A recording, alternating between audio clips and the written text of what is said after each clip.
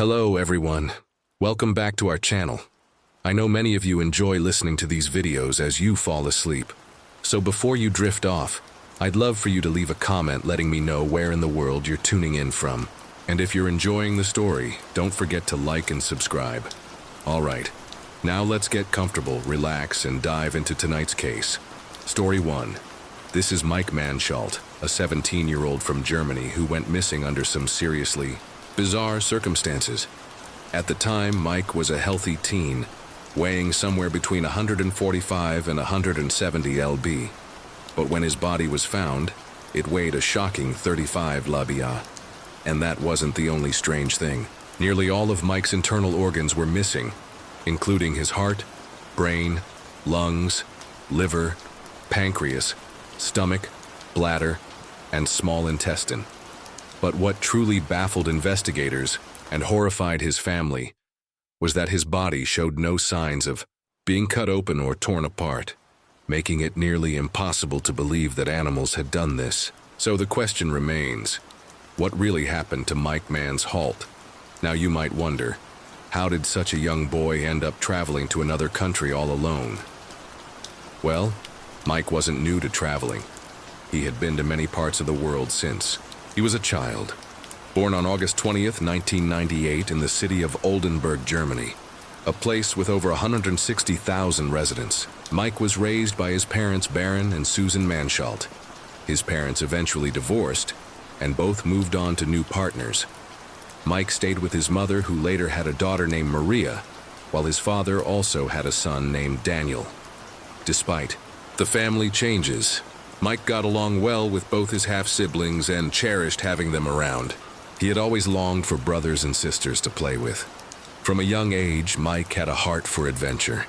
He inherited his love for traveling from his father, who once took him on a journey across the Atlantic Ocean in a sailboat, a trip that lasted over 700 days. They also explored Iceland, Scotland, the Caribbean, and more. Mike's father described him as a kind, polite, and calm boy, even though he was full of curiosity and wonder about the world. In July 2016, 17-year-old Mike decided to travel alone for the very first time. His destination, Malta, a beautiful island country in the Mediterranean Sea, just 58 miles south of Sicily, Italy. With a population of around 500,000 and just over 120 square miles of land, Malta is a popular summer destination known for its beaches, warm climate, and low crime rate. Mike flew there to visit his girlfriend, who was attending a language course, and obviously he was very excited to visit her. Now, the meeting with his girlfriend took place on the 8th of July 2016. When Mike landed on the island of Malta, wasting no time, he headed straight to Valletta, the capital city where she was waiting. The two were overjoyed to be reunited, and the island seemed like the perfect setting for a romantic and adventurous getaway. They spent the next few days living in the moment, laughing, exploring, and soaking in the Mediterranean sun. Together, they wandered through colorful streets, relaxed on golden beaches, tasted new foods, and admired Malta's historical charm. It was the kind of trip that felt almost magical, the kind that lives on in your heart long after it ends. But for Mike, the trip wasn't ready to end just yet. As their final day approached and his girlfriend prepared to fly back to Germany, Mike had a change of heart. He realized he had fallen in love not just with the experience but with Malta itself. He wanted more time to explore its hidden corners, meet new people, and continue the journey on his own terms. So he made a choice. He gave his girlfriend a warm goodbye, promising to stay in touch, and then informed his parents that he wanted to remain on the island for a few more days. Back in Germany, Mike's mother, Suzanne, was at home while his father, Baron, was on vacation in Croatia with other family members. Neither parent hesitated when Mike told them about his change of plans. They trusted him deeply. As mentioned earlier, Mike wasn't just any teenager. He had been traveling since he was very young, visiting almost every corner of the world. His parents often said that he was unusually mature for his age. Calm, independent, and resourceful, Mike had a quiet confidence that set him apart. He knew how to handle situations that would rattle even some adults. So when he told them he wanted to stay a bit longer, they didn't worry. They believed in him. After his girlfriend flew back to Germany, Mike was ready to experience Malta in his own way. Solo, spontaneous, and unfiltered. He checked into a hotel in Sima, a lively coastal city on the northeastern edge of the island.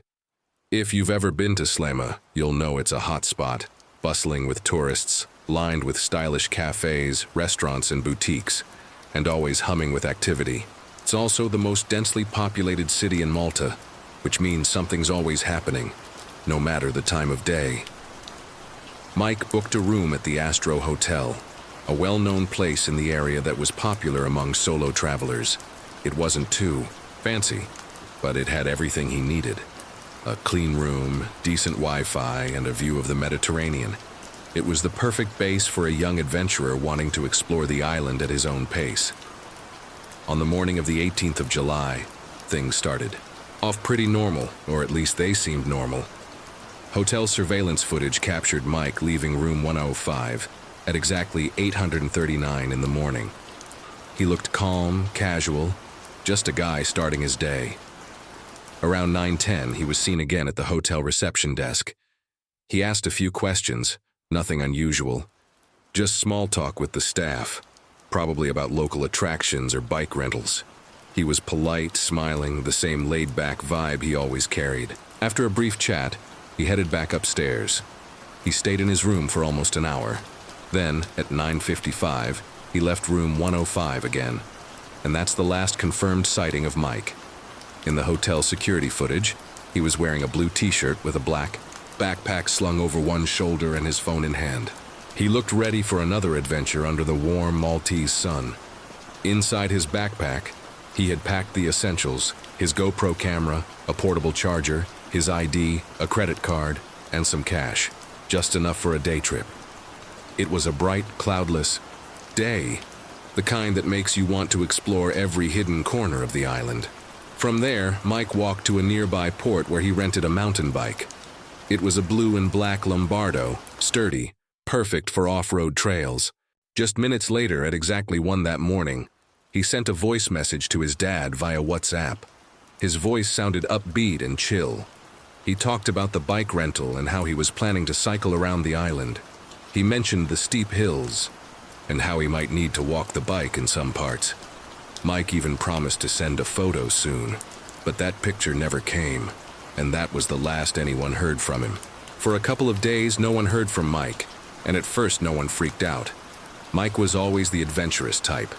He loved exploring on his own, soaking up new places and living in the moment. It wasn't unusual for him to go quiet for a while.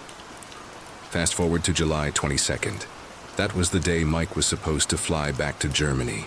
His mom, Suzanne, and his sister Maria headed to the airport to pick him up. They stood at the arrival gate, scanning every face that walked through, expecting to see Mike rolling in with his backpack and a big smile. But Mike never showed up. At first, they figured maybe he had a layover in Frankfurt and had landed there instead. But then Suzanne's anxiety kicked in. She tried calling Mike's phone, but it went straight to voicemail. She kept calling, hoping for a different outcome, but it was the same every time. Nothing. Her gut was telling her something was off. She called the airline for answers, and that's when she got hit with a bombshell. Mike had never boarded the plane. He had missed the flight completely. Now panic set in. Susan rushed to the police, filing a missing person report in the early hours of July 23rd. The authorities immediately took it seriously and put things into high gear, coordinating with the Maltese police. As Susan tried to piece things together, another shocker came her way. A German detective working on the case got word from the Maltese authorities. It turns out they'd already been searching for Mike for days. He had actually gone missing long before Susan realized something was wrong on July 18th, the very day he rented that mountain bike. Mike had never returned the bike, which he was supposed to drop off the next day. He also never came back to the Astro Hotel to check out or grab his things. Concerned, the hotel manager reported Mike's disappearance to the Maltese police on July 20th. While the search for Mike was in full swing, His family in Germany had no idea what was happening in Malta. No one from the Maltese authorities had contacted them about Mike's disappearance. Some say it was because they didn't have the family's contact info. Others claim it was just negligence.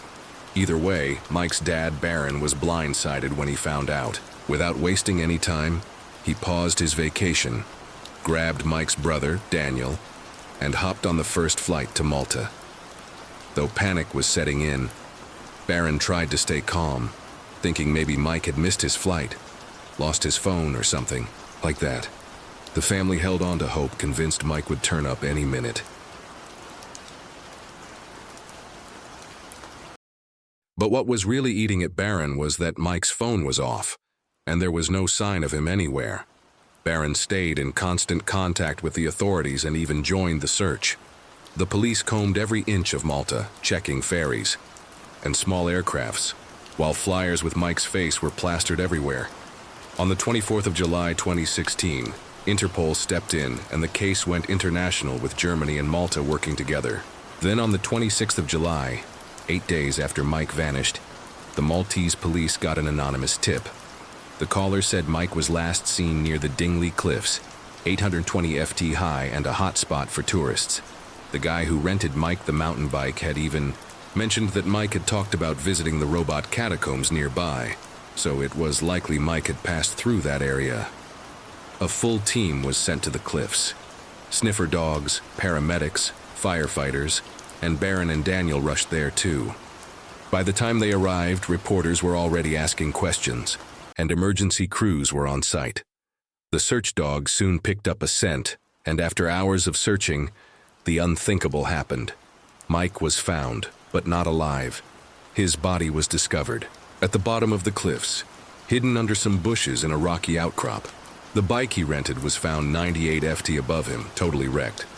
Mike's body was sent in for an autopsy, and investigators found his sneakers and sunglasses nearby. But Mike was barefoot. His backpack, containing his phone, laptop, GoPro, money, and credit cards, was nowhere to be found. And the strangest part, fresh hay was found near his body, as if someone had stepped on it and left a piece behind. But it couldn't have been Mike. He was barefoot, and his sneakers were found several feet away.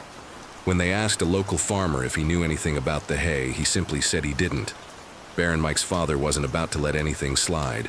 After speaking with the farmer near the cliffs, he could tell something was off. The farmer seemed overly nervous, almost like he was avoiding the questions. When Baron asked if he had seen anything unusual, or if he knew where Mike's backpack might be, the farmer kept insisting he didn't know anything. But Baron wasn't buying it. His heart was shattered over the loss of his son, but he refused to break down completely. He needed to get to the bottom of what had really happened. Mike's brother Daniel was hit the hardest. Unlike some half-siblings who struggled to get along, Daniel and Mike were inseparable. They had been thick as thieves, always dreaming about traveling the world together when they grew older. But now those dreams were ripped away, leaving Daniel with a pain that was impossible to ignore. My brother is a young, tough, athletic guy. He's always looking for a new challenge and a new target he can go on. And he came here for holidays and to explore the beautiful island. And he had a plan to come back, and we have to make it sure that he comes back. When Suzanne, Mike's mother, heard the devastating news, it felt like she was trapped in a nightmare that she couldn't escape. The idea that her son was gone was simply unimaginable. Mike's sister, Maria, was crushed too. The bond they shared was unbreakable, and now she would never see her brother again. And then there was Mike's girlfriend, who had already arrived in Germany, waiting eagerly for his return. She had been counting down the days, dreaming of finally being reunited with him. But in the blink of an eye, those plans were shattered, and the future they had imagined together was lost forever. Back then, this case didn't just shake Malta. It rocked the entire world. With Malta having a relatively low crime rate, something as tragic as this was completely unheard of. The news spread like wildfire, capturing the attention of media outlets in both Malta and Germany. But as the investigation dug deeper, even more strange and bizarre things started to unfold. Mike had always been obsessed with documenting his travels, filming every moment, which is why his GoPro was so important. If he'd captured anything on that last day, it could have been the missing piece to crack the case.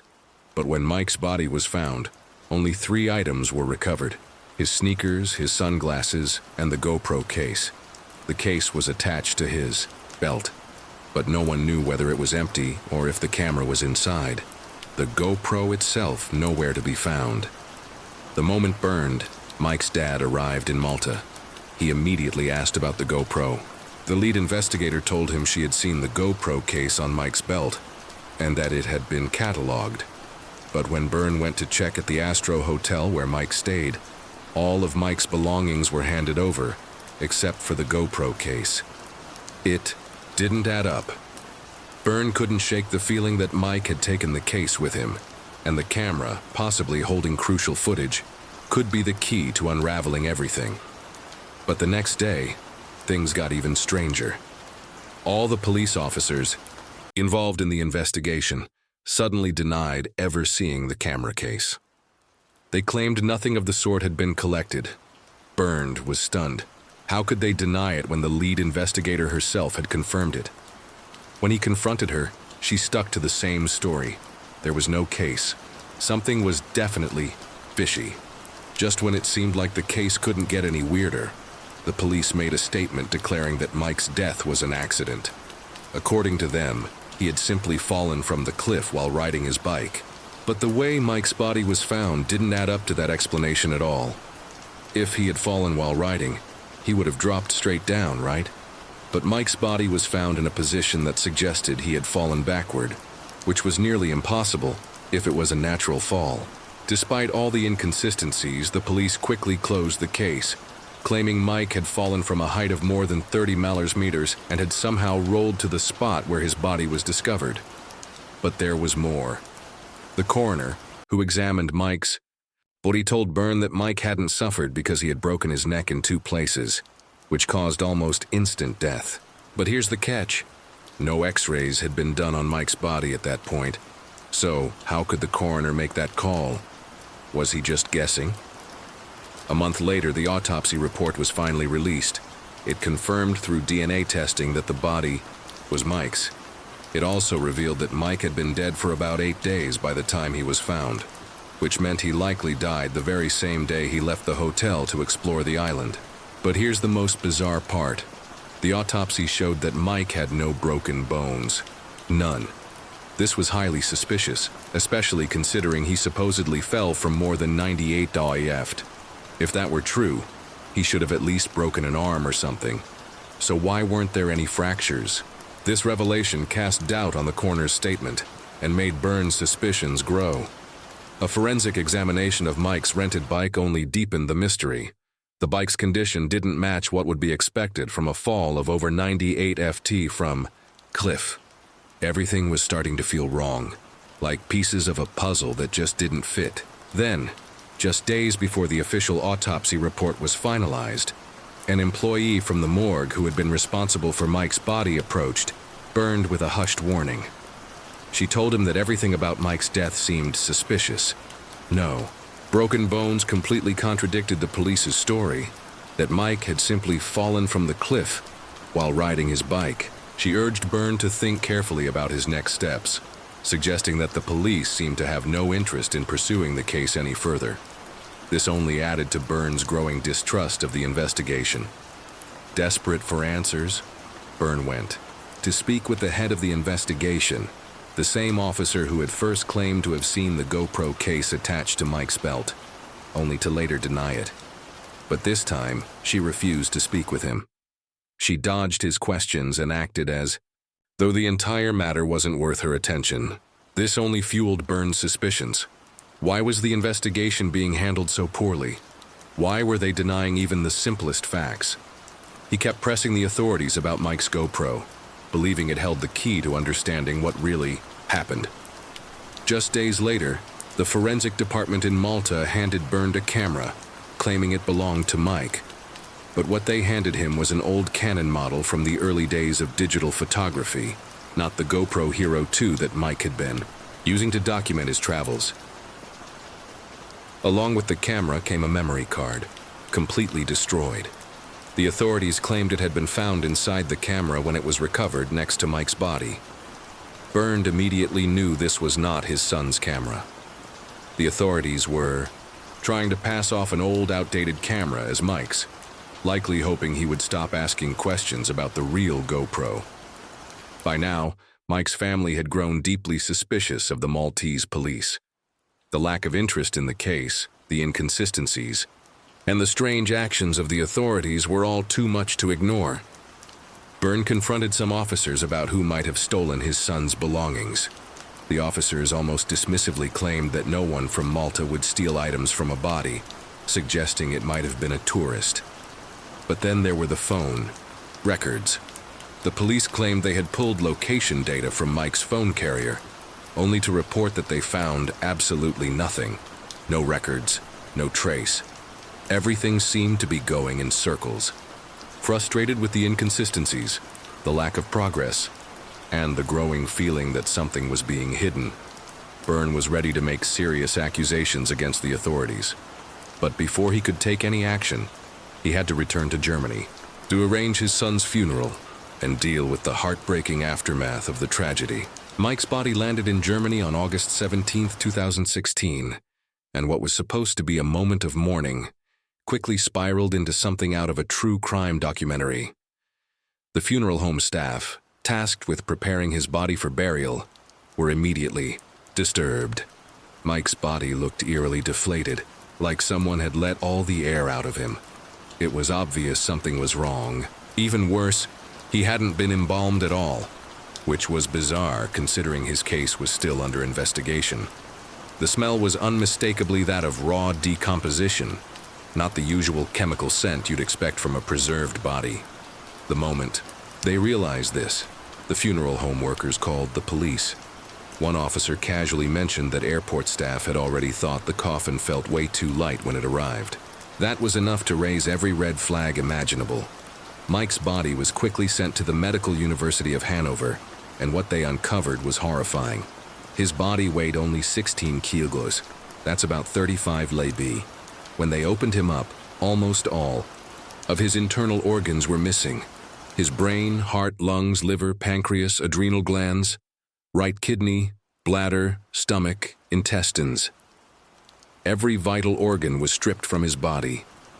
Only tiny scraps of his left kidney, diaphragm, spleen, and colon remained. No wonder he looked so deflated. He was practically empty. Now, yes, it's normal to remove organs during an autopsy, but here's the catch. They're supposed to be either returned to the body or replaced with something like cotton or sawdust. And if they're not returned, there should be a full report explaining why. None of that was done.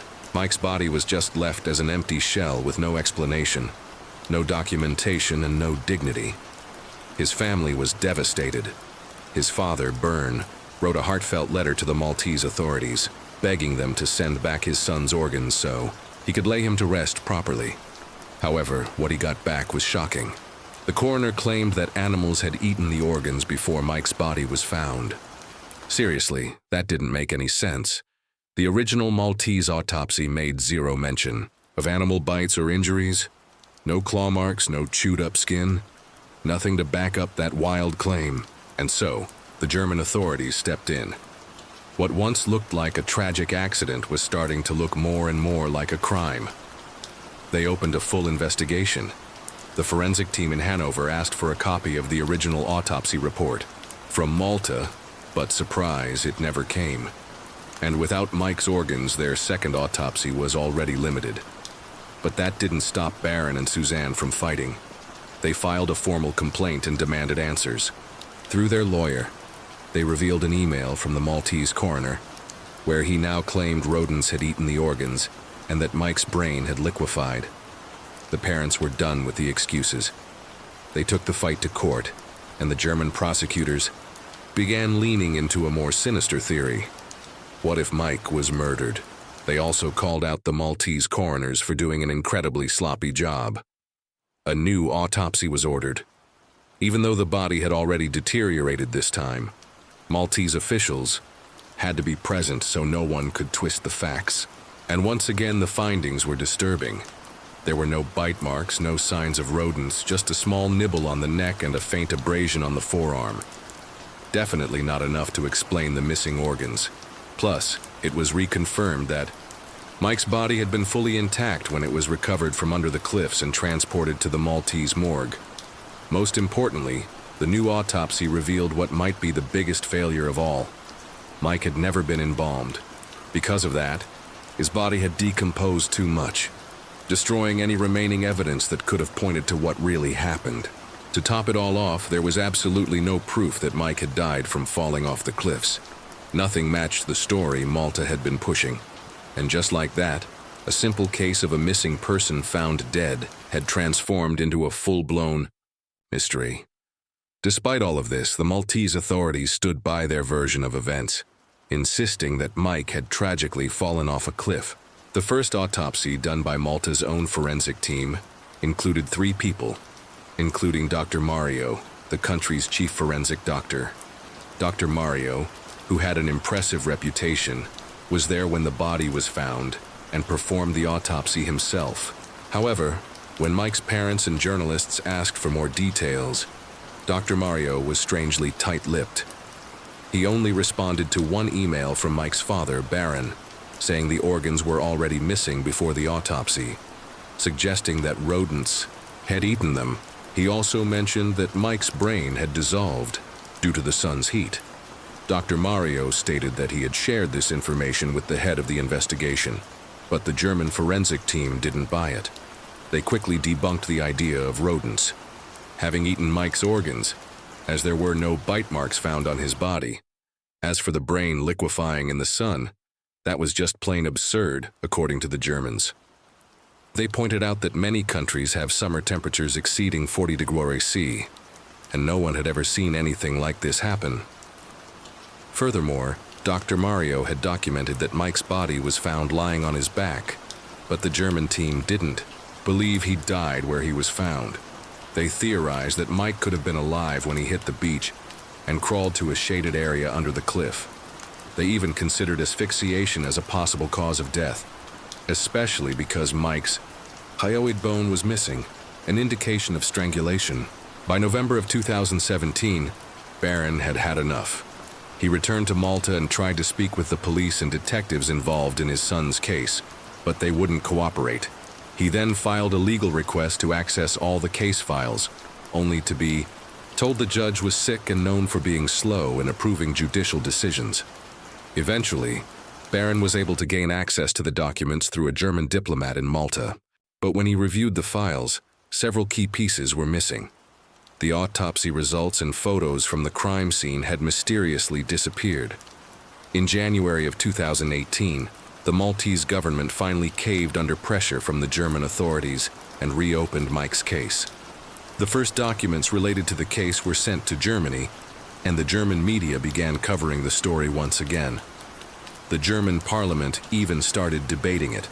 However, the new judge assigned to the case also concluded that Mike's death was due to a fall from the cliff, and nothing really changed. The German authorities, despite finding numerous inconsistencies in the case, found themselves at a dead end with the limited evidence they had. Most people who analyze the case, full of holes and carelessness from the diplomats, investigators, and journalists, have serious doubts about the Maltese authorities' official verdict.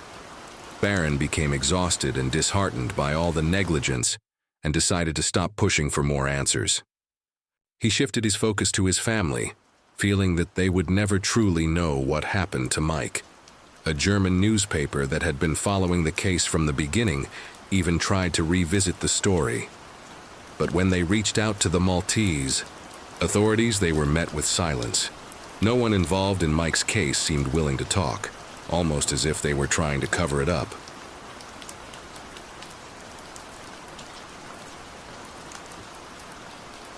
Theories surrounding Mike's case are still floating around, with one of the most popular being that Mike could have been a victim of organ trafficking. Mike was a healthy young man, and the absence of his organs has made many wonder if he was targeted by traffickers. According to this theory, Mike could have been approached while cycling through a remote area of Malta. The traffickers would have taken him to a location, removed his organs, stitched him back up, and then dumped him off the cliff to make it look like an accident. Some believe the Maltese authorities discovered everything, but chose to cover it because of the potential damage to tourism. Another theory suggests that Mike was robbed by thieves who took his belongings and then threw him off the cliff. According to this idea, Mike may have been strangled, and his body was placed where it was found to prevent further damage to the island's tourism industry. If Mike had been strangled, authorities might have decided to remove his hyoid bone, brain, and other organs to avoid revealing the truth. There's also the possibility that Mike simply fell off the cliff on his own, and people who passed by took the opportunity to steal his belongings.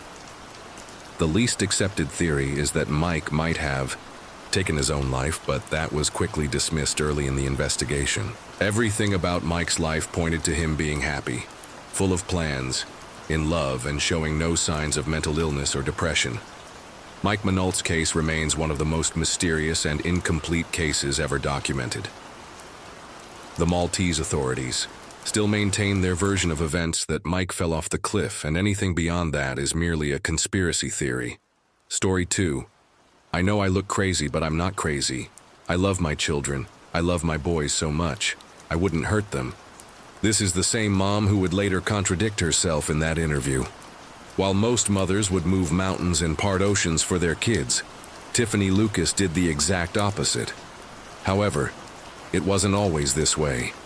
Back in her hometown, almost everyone believed she was a loving, devoted mother. That was her image, the mom who'd do anything for her boys.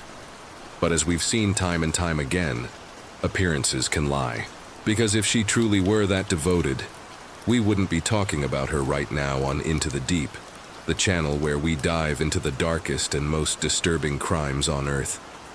And no, understanding what led up to this horror doesn't make it okay, but knowing what pushed her over the edge might help us spot red flags in others before it's too late. Because sometimes the signs are there. We just don't notice until tragedy strikes. To possibly understand what pushed Tiffany Lucas to such a horrifying act, we need to look beyond the headlines and into her past. A life that on the surface seemed complicated but not deadly. At 32 years old, Tiffany and Lucas, originally from Chicago, Illinois, had 2 young sons, Jaden and Maurice. Both boys were under 10, each with a different father, and they attended Freedom Elementary School in Bullitt County. The small family lived together in a rented 3-bedroom 2B home, a modest 1,400 FT space that looked like any other suburban setup from the outside. Additionally, Tiffany had a very tight-knit bond with her father, John Lucas, and was raised alongside her brother. By all accounts, she was her dad's pride and joy, the classic daddy's girl. John saw her as someone special, and Tiffany clearly cherished that relationship.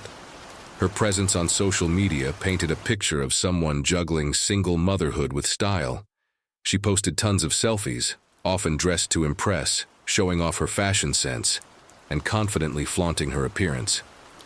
But beneath the curated photos and glam shots, there was one recurring theme that stood out: her love for her children.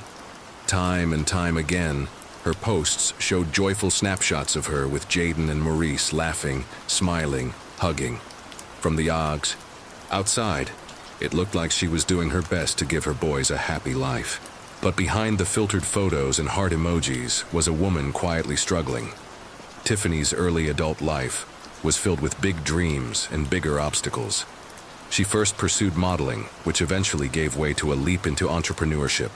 In 2016, she launched Miss Tiff's One-Stop Shop, a convenience store offering food, tobacco, and odds and ends. It was a bold move, but sadly, the business didn't last. By 2017, the shop had shuttered its doors. In a resurfaced interview, Tiffany explained that she believed part of the failure was due to a Walmart location that was supposed to open nearby, but never did. A lot of people don't make their way down here, but if there's a Walmart, you come out of the woodworks for Walmart, so it probably would have brought a lot of people to, stop and check us out. After her business failed, things seemed to take a darker turn for Tiffany. At 2018, she found herself in trouble with the law. Arrested on drug possession charges, she later pleaded guilty and served a 30-day jail sentence. The court records didn't indicate any signs of violence or erratic behavior, just one misstep in what had otherwise been a quiet legal history. And after that, there was silence. No more run-ins with the law, no major red flags. It seemed like Tiffany was turning a corner, keeping to herself and trying to move forward. She reportedly took up a job that required overnight shifts, though the specifics of her employment remained unclear. For a while, it seemed like life was just rolling along uneventfully. But as we know, life has a way of throwing curveballs when you least expect it. Because on January 1st, 2019, came the devastating event that may have marked the true breaking point for her. Her father, 47-year-old John Lucas, passed away suddenly. For Tiffany, it was as if the very ground beneath her feet had disappeared. Her father had been her rock, the person who gave her strength when she needed it, the one who offered advice, guidance, and unwavering support. His unexpected death left a gaping hole in her world, one that she couldn't fill with anything. In fact, Tiffany opened up about her loss in a deeply emotional Facebook video where her raw grief was on full display. For her, the world had just become a much darker place, and no amount of smiling or posting photos could change that.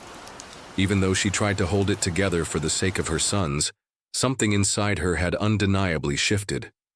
The grief was suffocating, and no amount of time could heal it the way she needed it to. Now, if you think the loss of her father was the main reason behind Tiffany's tragic actions, well, it's both true and not true. Her life continued down a dark and difficult path filled with personal tragedies and heartbreaking struggles that just didn't seem to stop. The death of her father was a profound loss, but it wasn't the last in a series of devastating blows. Just 7 months after she buried her father, Tiffany was dealt another crushing blow. Durrell Howard, the father of one of her sons, was tragically murdered. At the time, she was still reeling from the loss of her dad, trying to figure out how to keep going, how to heal, and then this. Durrell's death added yet another layer of grief that she wasn't prepared for. The case is still an open homicide investigation by the Louisville Metro Police Department, and while the authorities keep searching for answers, Tiffany was left with more pain to bear. But that wasn't the end of it. Within a year, just when Tiffany could barely begin to process all the grief from these losses, she received yet another heartbreaking blow. Her mother, who had always been a part of her life, suffered a stroke and was diagnosed with a brain tumor. Imagine the weight of these events, one after the other. Father, then the father of her child, and then her own mother's health spiraling downward. It was as if everything she held close was slipping away piece by piece. Amidst all these emotional and personal crises, Tiffany also found herself struggling financially. By the time of the tragic events of November 8th, things had become absolutely dire for her.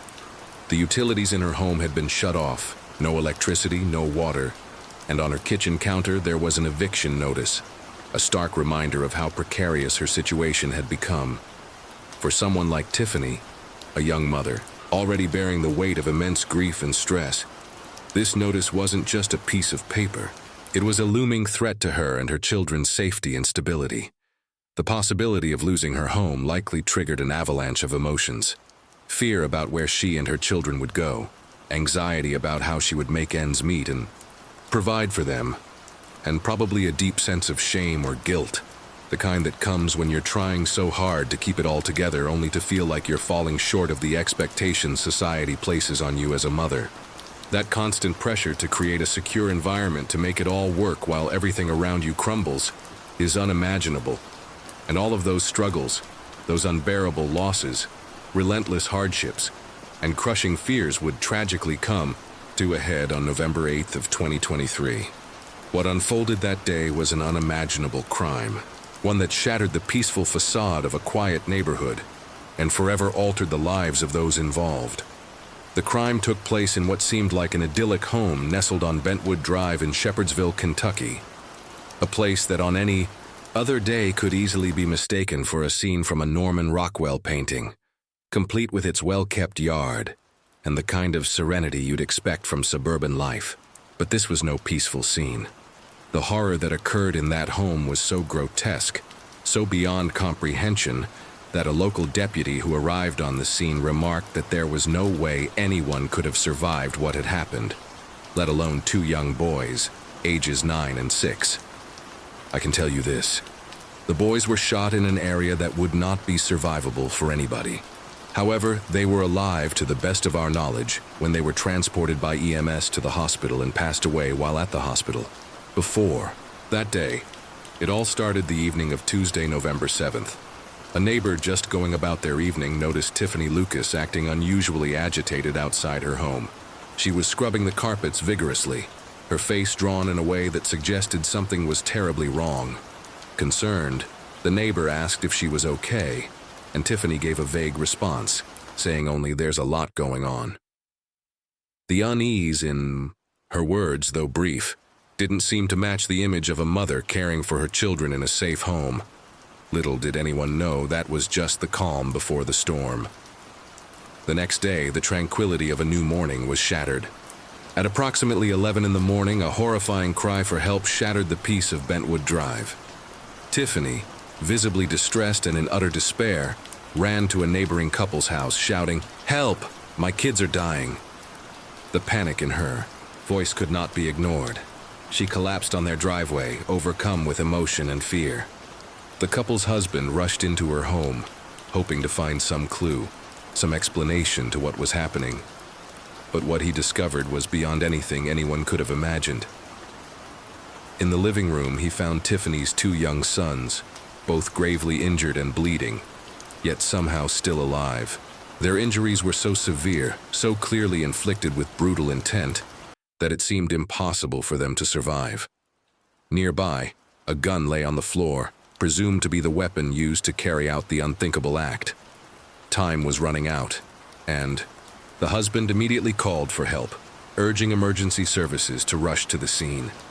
The officers who arrived couldn't believe their eyes. The injuries inflicted on these two innocent children were so devastating they were considered unsurvivable. The boys were rushed to Norton Children's Medical Center in Louisville, where emergency surgery was performed in a desperate bid to save their lives. But despite the best efforts of the medical staff, the boys succumbed to their injuries.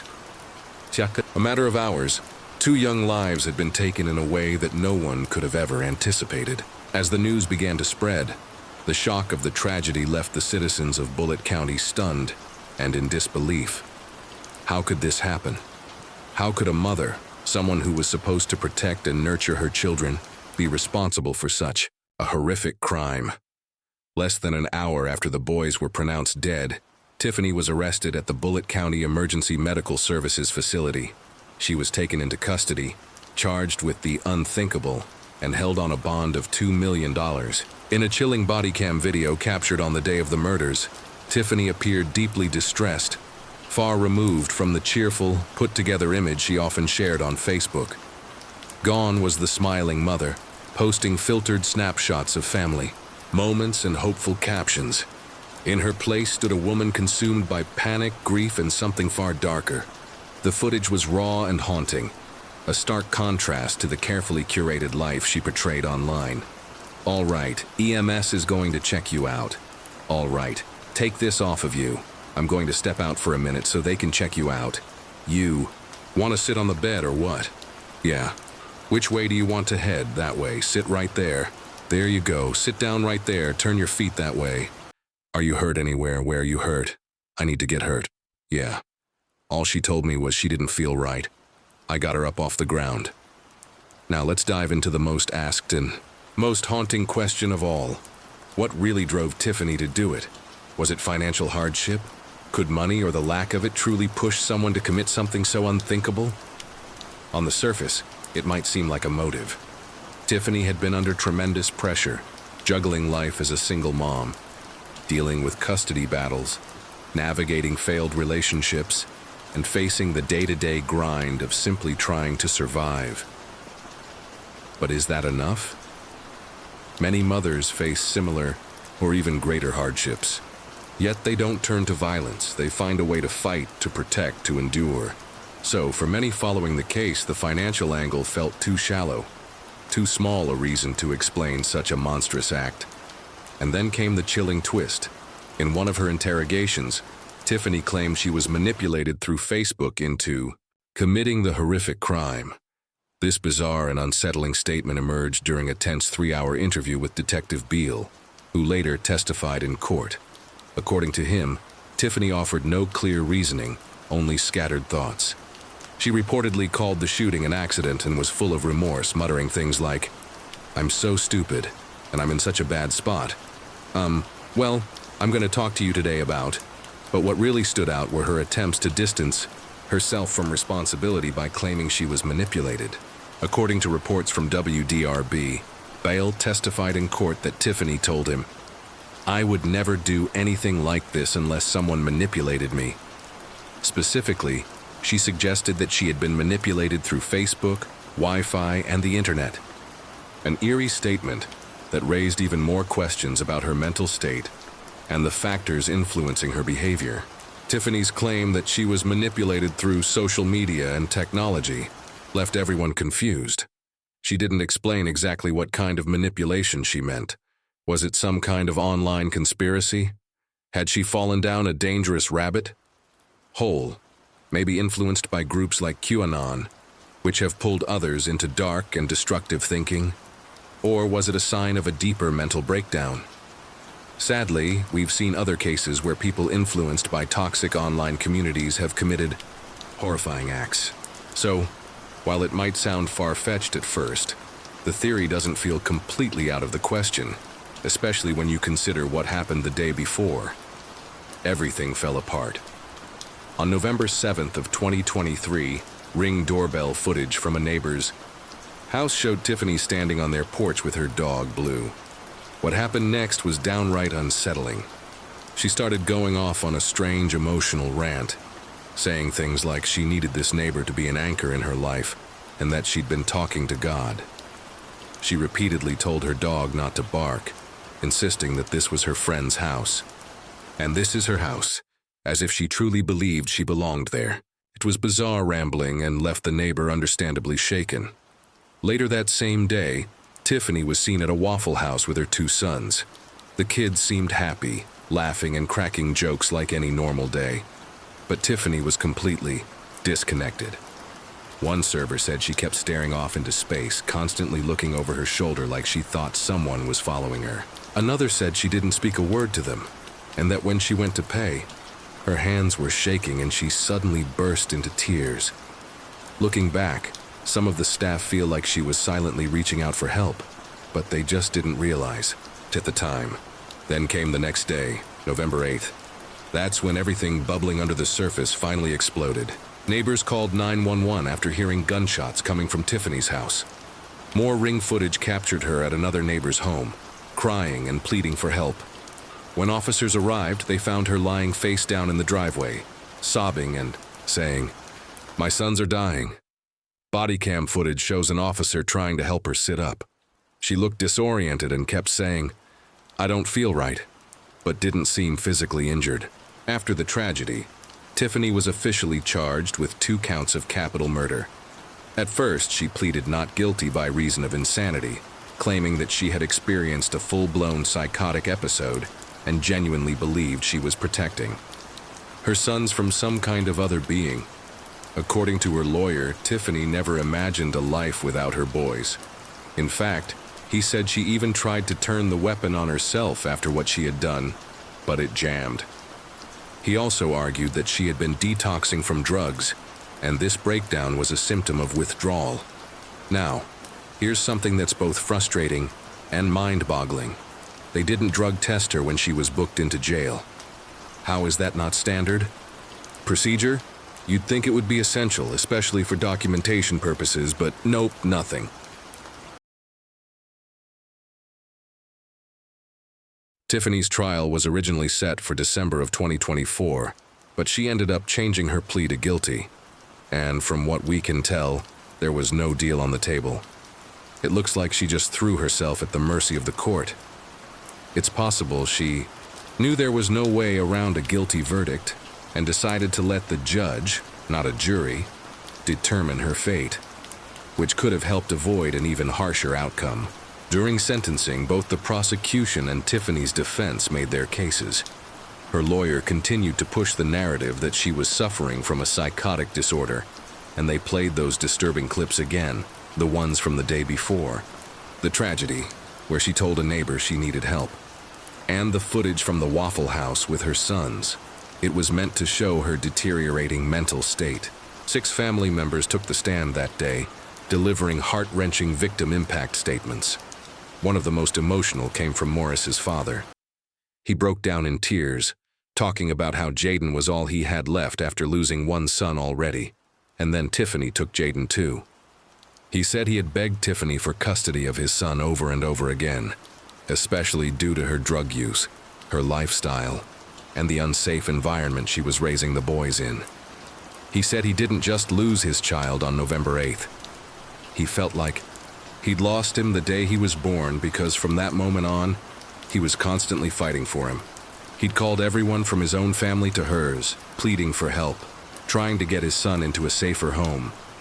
Despite the emotional testimonies, the judge handed down the sentence, 2 life sentences. The judge stated clearly that motherhood isn't just about giving life. It's about providing safety, love, and security. He said he couldn't even begin to imagine the terror those boys felt seeing their own mother holding a gun. Just the thought of the second child hearing the shot that killed the first, it's unbearable. So she was sentenced to life in prison for both counts of murder. However, under Kentucky law, she'll technically be eligible for parole after serving 20 years. The family is understandably furious about that. The prosecution doesn't believe she'll ever be granted parole, but still, it's a possibility. One of the boys' aunts stood outside the courthouse and promised everyone that she'd be at every parole hearing forever, making sure Tiffany never walks free. Before you ultimately took their life, part of this statement I was going to write. I hope every day you close your eyes that they haunt you, but I don't. You don't deserve to see them and they shouldn't see you. If he decides to give you any kind of leniency today and grant you parole at some point, I'll be there at every parole hearing. Do you hear me? I'll be there at every parole hearing. That same aunt pointed out how much support Tiffany actually had from the family, from her brother's girlfriend, from everyone. She was blunt, saying, "You had a psychotic break because you did." She called out how people try to paint these stories with sympathy because of rough childhoods. But at the end of the day, Tiffany made the choice to take her sons' lives. The aunt believes the only reason Tiffany chose to let the judge sentence her instead of a jury was to avoid even more time. She said she didn't deserve them, and now, at least she can't hurt them anymore. Tiffany's defense team stuck to their narrative, insisting this all happened because she was trying to get clean from fentanyl and went psychotic. However, some observers questioned whether she was truly attempting to get clean, as she continued to post curated images of her children on social media just days before the incident. Photos that painted a picture of a happy and stable home life. Given the nature of the crime and the circumstances surrounding the case, it is believed that Tiffany may face challenges during her time in prison. Factors such as the severity of her offense, the public attention surrounding the case, and how she presents herself may impact how she is treated by other inmates. This case has left a family shattered and a community grieving. Many are left reflecting on the signs that were missed and the efforts made by loved ones to intervene before it was too late. It serves as a stark reminder of how quickly situations can spiral when intervention fails, and of the deep, long-lasting pain left behind when children are lost in such a tragic way. Now I want to hear your thoughts. Story 3. This family seemed like a real-life version of the American dream, but just like many stories we've shared before, looks can be deceiving. It all began like a normal night, a quiet home, a mother tucking her daughter into bed, and nothing out of the ordinary, at least on the surface. But by morning, that same home would become a crime scene. The woman and her 7-year-old daughter, both found brutally murdered. And by brutally, we mean this wasn't a robbery gone wrong. This was rage, evil intent. There were no signs of forced entry, no screams heard in the night, just silence and blood. The city of Palmerston North, small, safe, the kind of place where doors are left unlocked, was shaken to its core. Who could have done this, and why target an innocent family? Pretty soon, suspicion started to swirl. A late-night trip, a shirt with a strange stain, a computer turned off at a very specific time, and suddenly the story everyone thought they knew started to twist. Because in this case, the monster might have been closer than anyone imagined. This is the story of the Lundy murders, and it's going to stay with you. Before everything fell apart, they were just your average family. Mark, Christine, and their daughter Amber.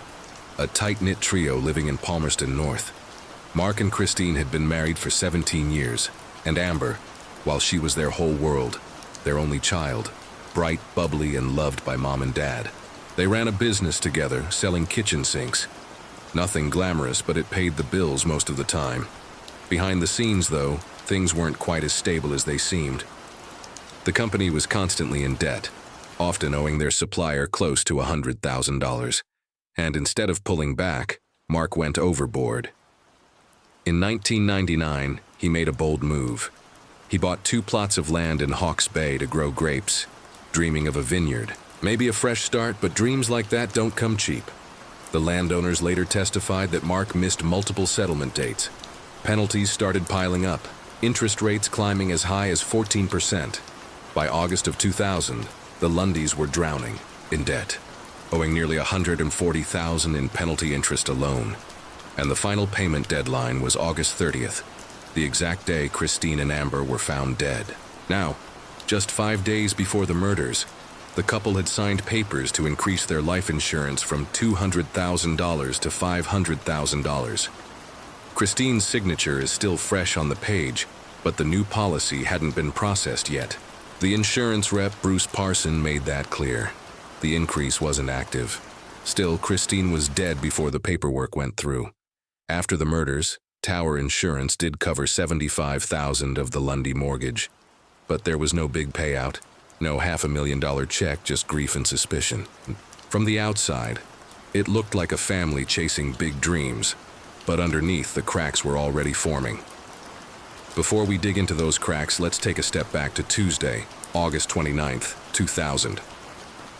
It was a chilly, uneventful day in Palmerston North, the kind of day most people would forget.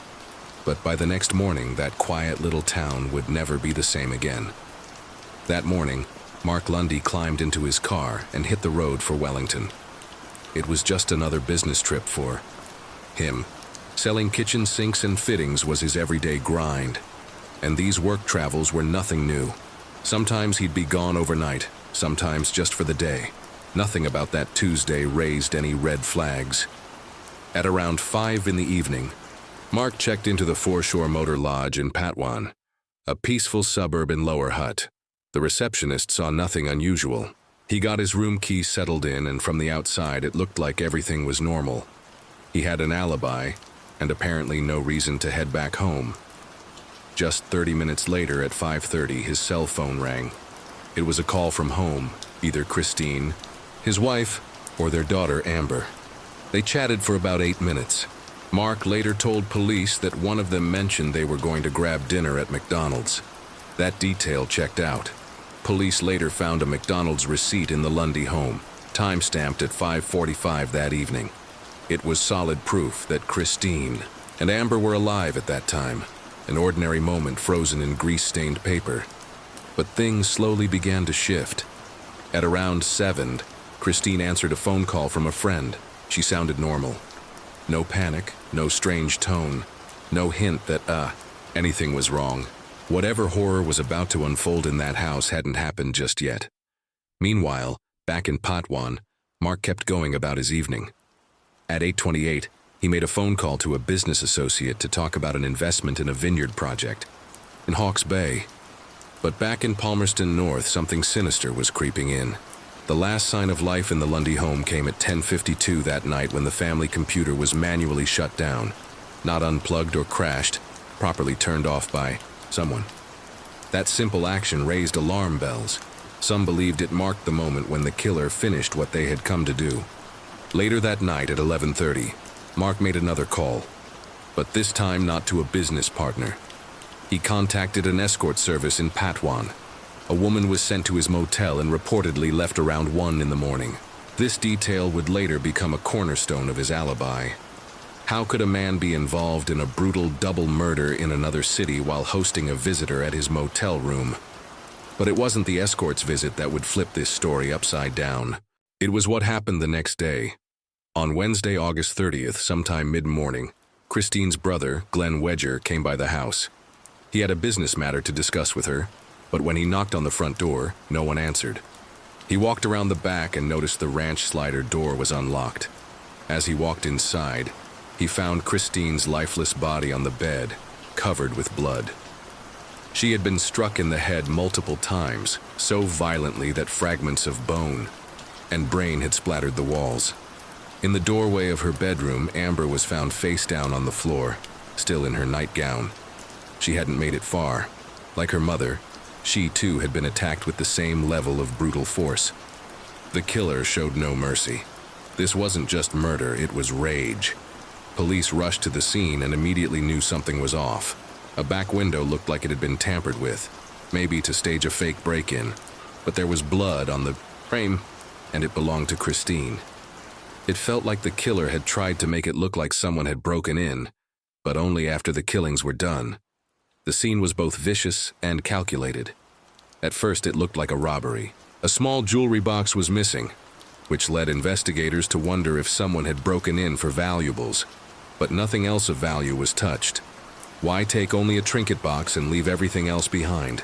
This wasn't a random act. It felt personal. The injuries were so extreme. Detectives believed the weapon was something like a tomahawk, small, sharp, easy to swing, and just as easy to get rid of. That led to the biggest question of all. Who would do this? Who had a reason, the eye, opportunity, and the time? That's when the focus turned to Mark Lundy. Police believed he was responsible, but here's the twist. Depending on which version of the case you follow, they couldn't even agree on when it supposedly happened. In one version of events, Mark left his motel after the business calls, drove more than 150 kilometers back to Palmerston North, killed his wife and daughter, then sped back to Pet 1 without anyone noticing he was gone. Another theory sent even more chills down spines. According to that version, the murders didn't happen during the evening hours.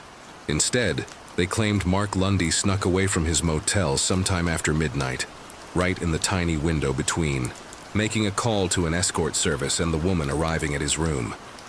That gave him less than 1 hour to drive all the way back to Palmerston North, brutally murder his wife and daughter, clean himself up, and return to the motel like nothing had happened. Think about that. Less than 60 minutes to cover over 300. QM, commit a savage double homicide, and get back without a trace of blood, guilt, or evidence.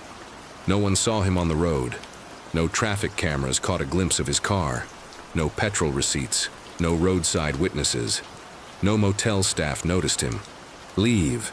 And yet, somehow, police believed he had made that drive not just once, but twice, all in a single night. A disappearing act worthy of fiction, except it was being treated as fact. Then came the moment that would divide a nation, not in the courtroom, but at the gravesite. They say grief hits everyone differently. Some people shut down, some collapse, and some wailed in the sky. But when Mark Lundy buried his wife and his only daughter, his grief didn't just spill out. It exploded in front of cameras. It wasn't quiet, it wasn't subtle. It was broadcast. Just days after Christine and Amber were found slain in their home, a funeral was held. The church overflowed with mourners. The entire town felt broken. 2 innocent lives had been ripped away in the most violent way imaginable. And there were still no arrests. People came to grieve to remember to find peace. And then Mark Lundy arrived, staggering between friends. He could barely stay upright. Cameras rolled as he sobbed uncontrollably, his face contorted in agony. His cries echoed. He shook violently, collapsed to the floor, and had to be held up by those around him. It was the kind of grief most people hope they'll never experience. But for others watching, it was too much. Something about it didn't sit right, and slowly something dangerous began to grow. That display of grief, which should have been a private moment of mourning, became a public referendum on guilt. Was he crying too much? Was it real? Or was it a performance hiding something darker? Years later, in 2018, even the Court of Appeal acknowledged the impact of that scene. They believe jurors were likely exposed to repeated broadcasts of Mark's funeral breakdown during his trial. It could have been in the courtroom on a nearby screen, or maybe during lunch breaks while the news blared in the background. Either way, the image stuck. Jonathan Eaton QC, Mark's own defense lawyer, didn't sugarcoat it. He said the footage made Lundy look pathetic, almost comedic. The man seen flailing and wailing at his family's funeral had become more than just a grieving husband. He had become a suspect, trapped in the spotlight of public doubt. Whether it was intentional or not, the public spectacle of that day planted a seed of doubt. And in a case already plagued by blurred timelines and elusive evidence, that seed may have grown into something fatal. Because in the court of public opinion, grief that looks too big can sometimes feel like a lie. From the moment investigators stepped into the Lundy home, it was clear this wasn't a simple break-in gone wrong. There were no signs of a struggle downstairs, just silence. And then upstairs, an explosion of brutality. Blood everywhere, bone fragments. A child's body crumpled. A doorway. A woman bludgeoned so viciously her skull shattered. For weeks, police searched for a motive, a suspect, a weapon, anything that would make sense of what happened that night. And then a breakthrough. Or at least that's what it looked like. Inside Mark Lundy's car, police found a polo shirt tucked away in a zipped-up tool bag. It was stained, too small to notice at a glance, but enough to raise suspicions. The shirt was sent off for testing. At first, they found nothing conclusive. But then came the second round of testing, and that changed everything. A laboratory in Texas, yes, Texas, examined the shirt and came back with a shocking claim. The stains contain central nervous system tissue, human brain, or spinal cord matter. According to the Crown, it was Christine's. Specifically, her brain tissue had somehow ended up on her husband's shirt. It was the kind of detail that doesn't just suggest guilt, it screams it. Who, after all, gets their spouse's brain matter on their clothing by accident? The prosecution's story sharpened like a blade. They said Lundy had driven all the way from Patwan to Palmerston North late that night, silently entered the home, and hit his wife and daughter to death. Then he drove back, cleaned himself up, and called an escort to solidify his alibi. They claimed he stuffed the shirt in the car afterward, stained with the very evidence that would betray him. But here's where things unravel. The science behind the testing, called mRNA analysis, was cutting-edge, controversial, and according to some, unreliable. It had never been used in a criminal trial before. Not in New Zealand, not anywhere. Experts clashed in court. One side insisted the brain tissue was unmistakable and damning. The other said the results were riddled with flaws, prone to contamination, and should have never been admitted as evidence. Even the timeline didn't sit right. The prosecution had originally claimed Lundy committed the murders around 7:00 p.m. But then the evidence didn't line up. The phone records, the McDonald's receipt, the call to the escort, all of it suggested he was nowhere near Palmerston North at that time. So, they changed the theory. Now, they claimed the murders happened closer to midnight, that he made the 3-hour drive in a disguise, using extreme speed under cover of darkness, in a window of time barely wide enough for everything he allegedly did. All this just to get back to his motel before sunrise with no blood in his car, no witnesses, and no physical weapon ever recovered. The defense tore it apart. They said the timeline was absurd, the evidence questionable, and the science untested. But by then, the image had been planted. A man with his wife's brain on his shirt. A husband, a father, or a monster? During the retrial, the prosecution changed their story. Now the murders had to happen after 10:52 p.m., a theory they previously argued was impossible. It looked desperate.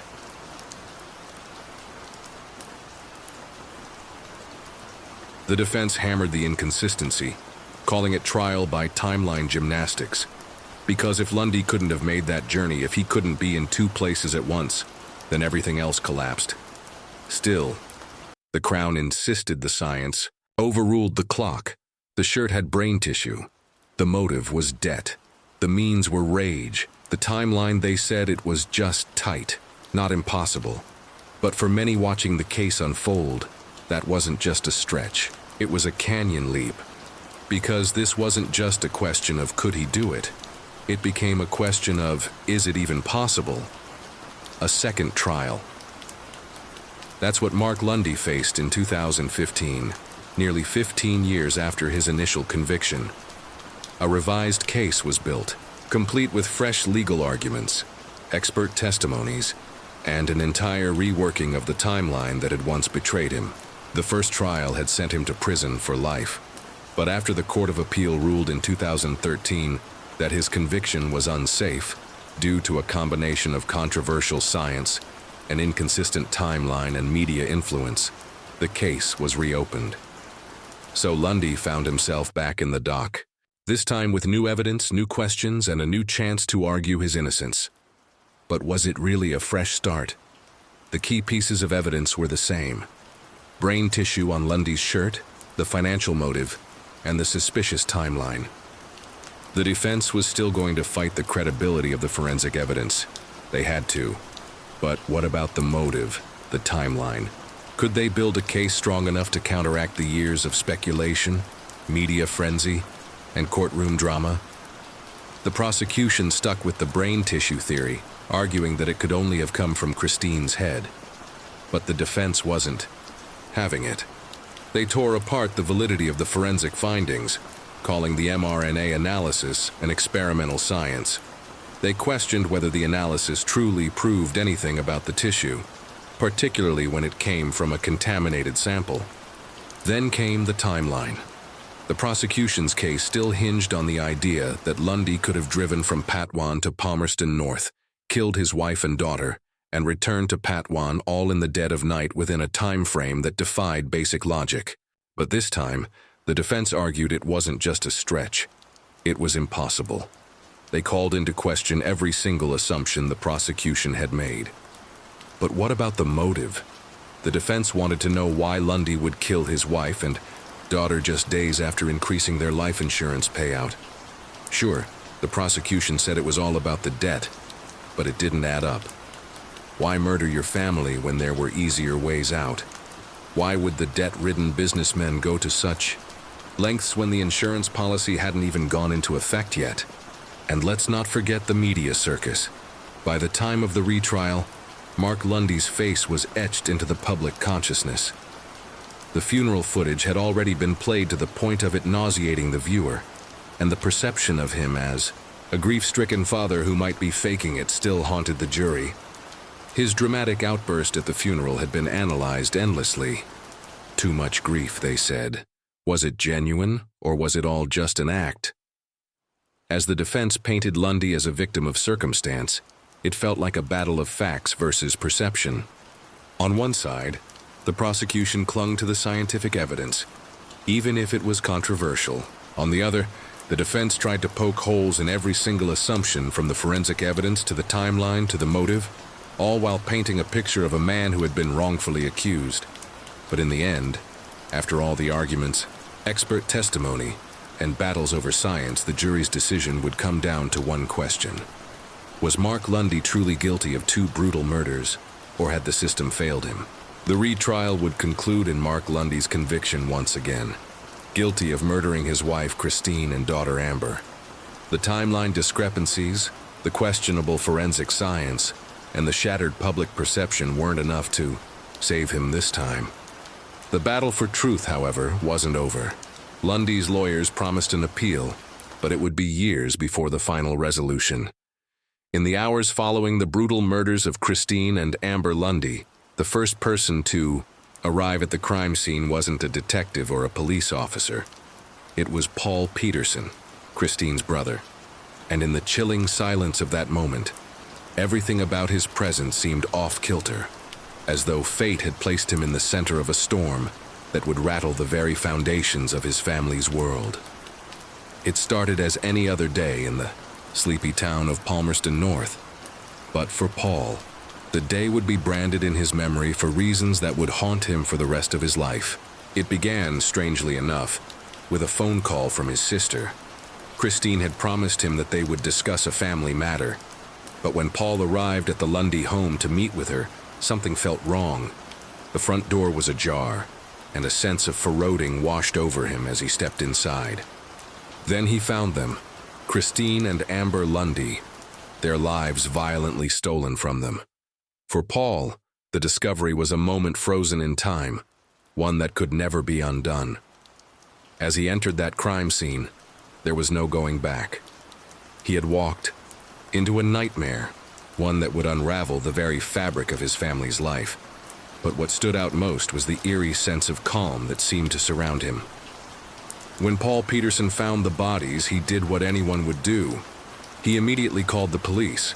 But as investigators began to piece together the timeline, something didn't add up. Paul had been the first to arrive at the house and had discovered the bodies. The question loomed. Could Paul have been involved in the murders? Was his cool demeanor in the aftermath a sign of guilt? Or was he simply a man consumed by the horror of what he had just found? The police quickly realized that there was an unsettling pattern emerging.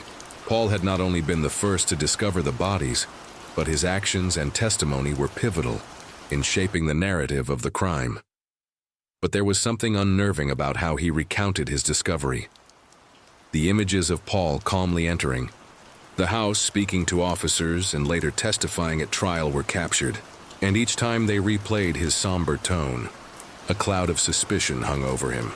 The more the investigation progressed, the more the spotlight fell on Paul Peterson. As Mark Lundy was arrested and charged with the murders of his wife and daughter, Paul Peterson remained in the shadows almost as a ghost, the silent witness to it all. But what many didn't realize was that Paul, in his own grief, was beginning to attract his own set of questions.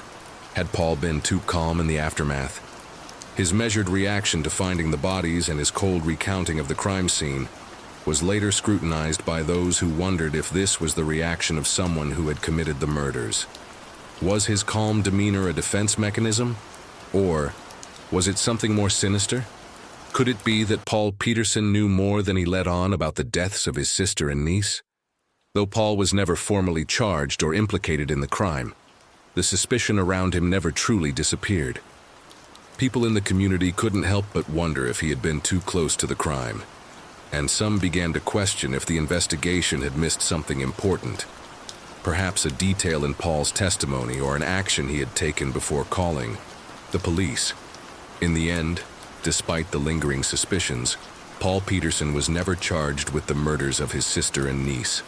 The investigation moved on to focus heavily on Mark Lundy, and Paul returned to the periphery of the case. After years of legal proceedings, Mark Lundy was acquitted in 2019, after the Court of Appeal found that the case against him had been fundamentally flawed. The court ruled that there was insufficient evidence to support his conviction, and the brain tissue evidence, which had been one of the most critical pieces of the prosecution's case, was deemed unreliable. The timeline presented in the trial was also deemed to be full of gaps and inconsistencies that cast doubt on the original conviction. The retrial had exposed significant weaknesses in the case, and with the new evidence pointing toward reasonable doubt, the Court of Appeal concluded that the conviction was unsafe. As a result, Lundy was acquitted of all charges. The case may have reached its legal conclusion, but one thing is certain: the truth remains elusive, just out of reach. Story 4 now to a Wisconsin teenager accused of killing his parents to fund an alleged plot to kill President Trump. Yes, you heard it right. This teen would go on to kill his parents, slept with them for days, and later on planned to kill President Trump. All because of one twisted mindset of being a white supremacist.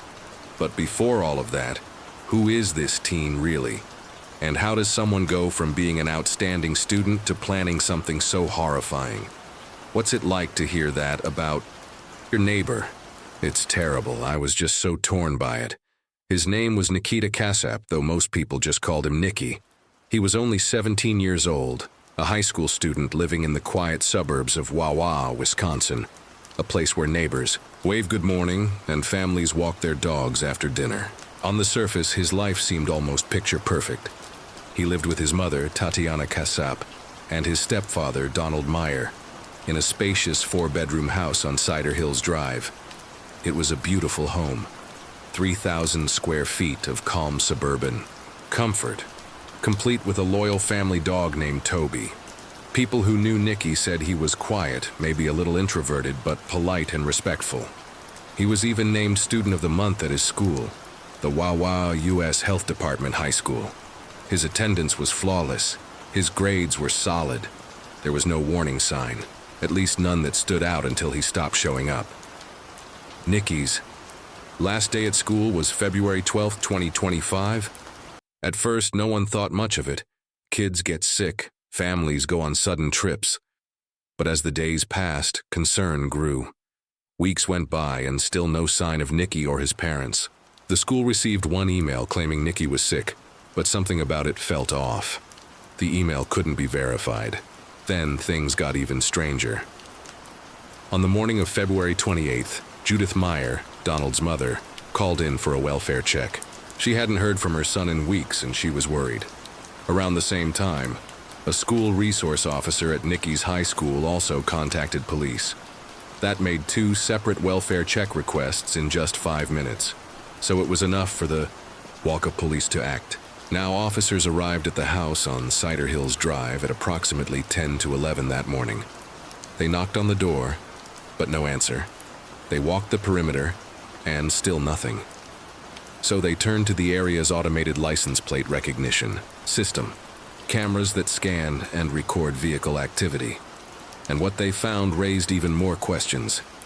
Donald's black 2018 Volkswagen Atlas Cross Sport hadn't been seen since February 23rd. Tatiana's white 2019 BMW last seen way back on February 11th, the very same day Nicky stopped going to school. Because of this discovery, alarm bells were now fully ringing. Police then contacted Donald's employer. His manager told them that Donald had been texting and sick between February 13th and February 25th, claiming he wasn't well enough to speak on the phone. He said he'd be back at work by March 3rd, but the manager noted something chilling. Those messages were completely out of character. Donald was reliable and communicative, so for him to go completely dark like that was bizarre and deeply troubling. At 1:52 in the afternoon, after hours of silence and unanswered questions, police forced entry into the home. What they discovered was every officer's nightmare. The moment they stepped inside, the unmistakable odor of human decomposition hit them. In the hallway near the kitchen, hidden under a pile of blankets and clothes, was the body of Tatiana Kasap. She had been shot 3 times, twice in the stomach, once in the neck. She was just 35 years old. Officers immediately exited the scene to obtain a search warrant. When they re-entered at 5 East that evening, they found Donald Meyer's body in the first-floor office. A single bullet wound to the back of the head. Execution style. He was 51. But Nicky, 17-year-old Nicky, and the family dog Toby were gone.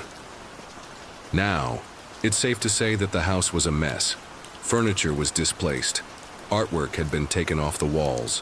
Drawers had been rifled through, their contents scattered everywhere. The mattress from the master bedroom had been removed from its frame. Empty bank envelopes were found in the kitchen. Something had clearly happened here, and whoever did it had taken their time. With the parents dead and the son missing, investigators turned to surveillance and cell phone data, and what they discovered painted a haunting timeline. Nicky hadn't just fled. He had stayed in that house, lived in that house for 12 full days with the bodies of his murdered parents, before finally leaving town in his stepfather's Volkswagen. He then traveled through 6 states, Iowa, Illinois, Nebraska, Wyoming, Colorado, and Kansas. At 11:25 p.m. on February 28th, the same day his parents' bodies were found, Nicky was located in Winfield, Kansas, more than 800 miles away from Wawa. He was arrested during a traffic stop, and what police found inside the vehicle left no doubt. In their minds, on the floorboard of the car was a loaded Smith & Wesson Magnum revolver, It matched the description of a firearm recently purchased by Donald Meyer. Also found were rounds of ammunition, over 70 pieces of jewelry, multiple tablets for cell phones, 3 laptops, a safe that had been forcibly opened, and more than $14,000 in cash.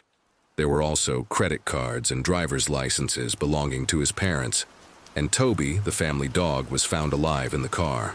After piecing together the evidence, authorities concluded that Tatiana and Donald had most likely been killed on February 11th, 17 days before their bodies were discovered. Nikki had lived with the bodies for nearly 2 weeks before taking off with their car, cash, valuables, and even the dog. He was charged with 2 counts of first-degree intentional homicide, 2 counts of hiding a corpse, 2 counts of theft, operating a motor vehicle without the owner's consent, and 2 counts of identity theft. Now here's where it gets even more chilling. This wasn't just a sudden outburst or a fight gone wrong. Prosecutors believe Nikita had been planning the murders for months, and he wasn't planning alone. According to court documents and witness testimony, Nikita had been messaging with someone in Russian through the app Telegram, a platform often used by extremists because it's encrypted and harder to trace. One of his classmates, only identified as Witness A, told authorities that Nikita said he had been talking to a man on Telegram and that the 2 of them were working together to overthrow the U.S. government. Nikita even said they had plans to assassinate President Donald Trump. That's not just disturbing, it's terrifying. Now, when Nikita was arrested, we mentioned earlier that the police found valuable items in his car that pointed directly to him being the killer. However, there was one item that stood out above all the rest: an unassuming memory card. At first, it seemed like just another ordinary piece of evidence, but what was on it would send shockwaves through everyone involved. In the case, on this memory card, investigators discovered images and videos that were nothing short of disturbing. These weren't just random shots. These were chilling recordings that showed Nikita actively documenting his crime.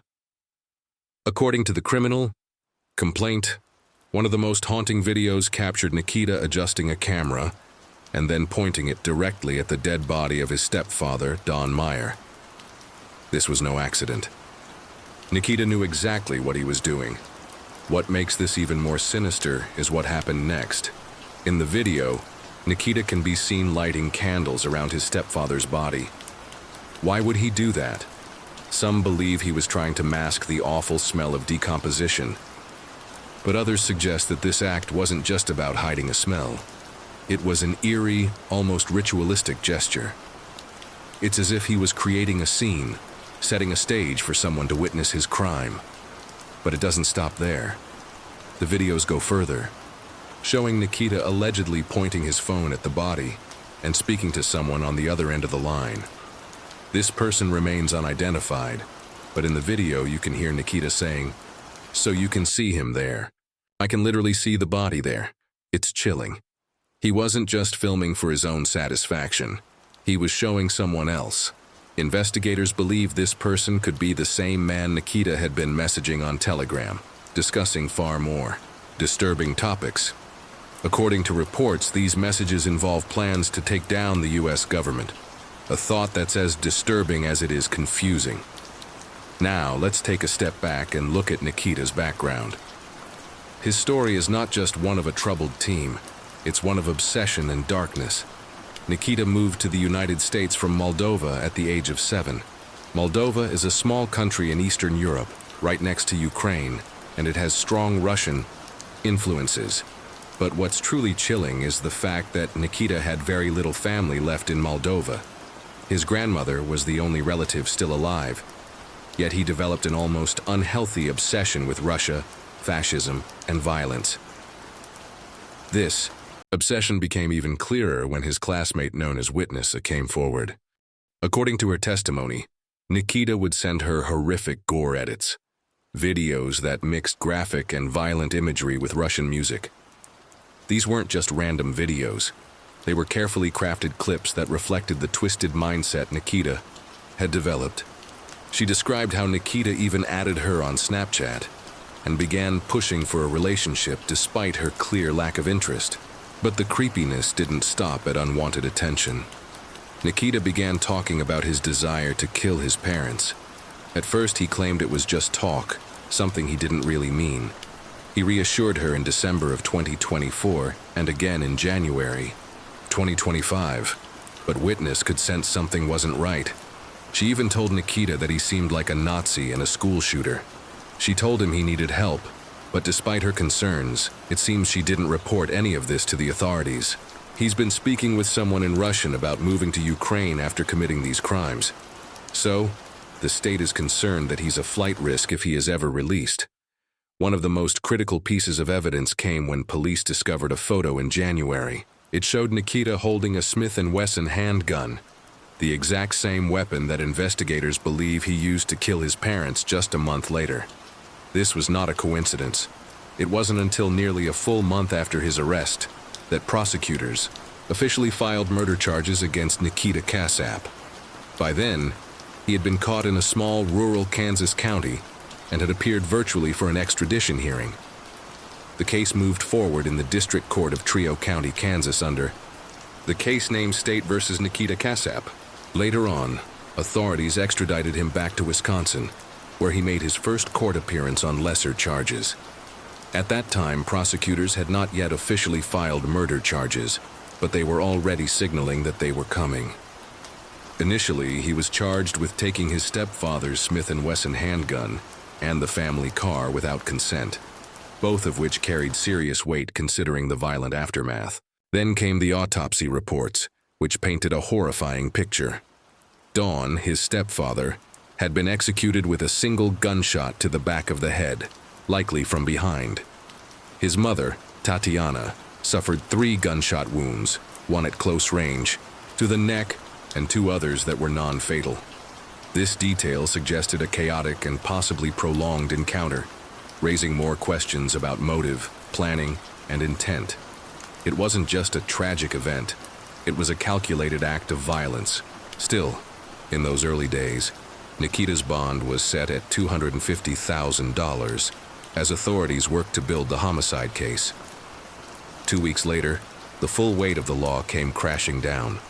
Prosecutors formally charged Nikita with 2 counts of first-degree intentional homicide, the most severe criminal charges available under Wisconsin law, and 2 counts of hiding a corpse.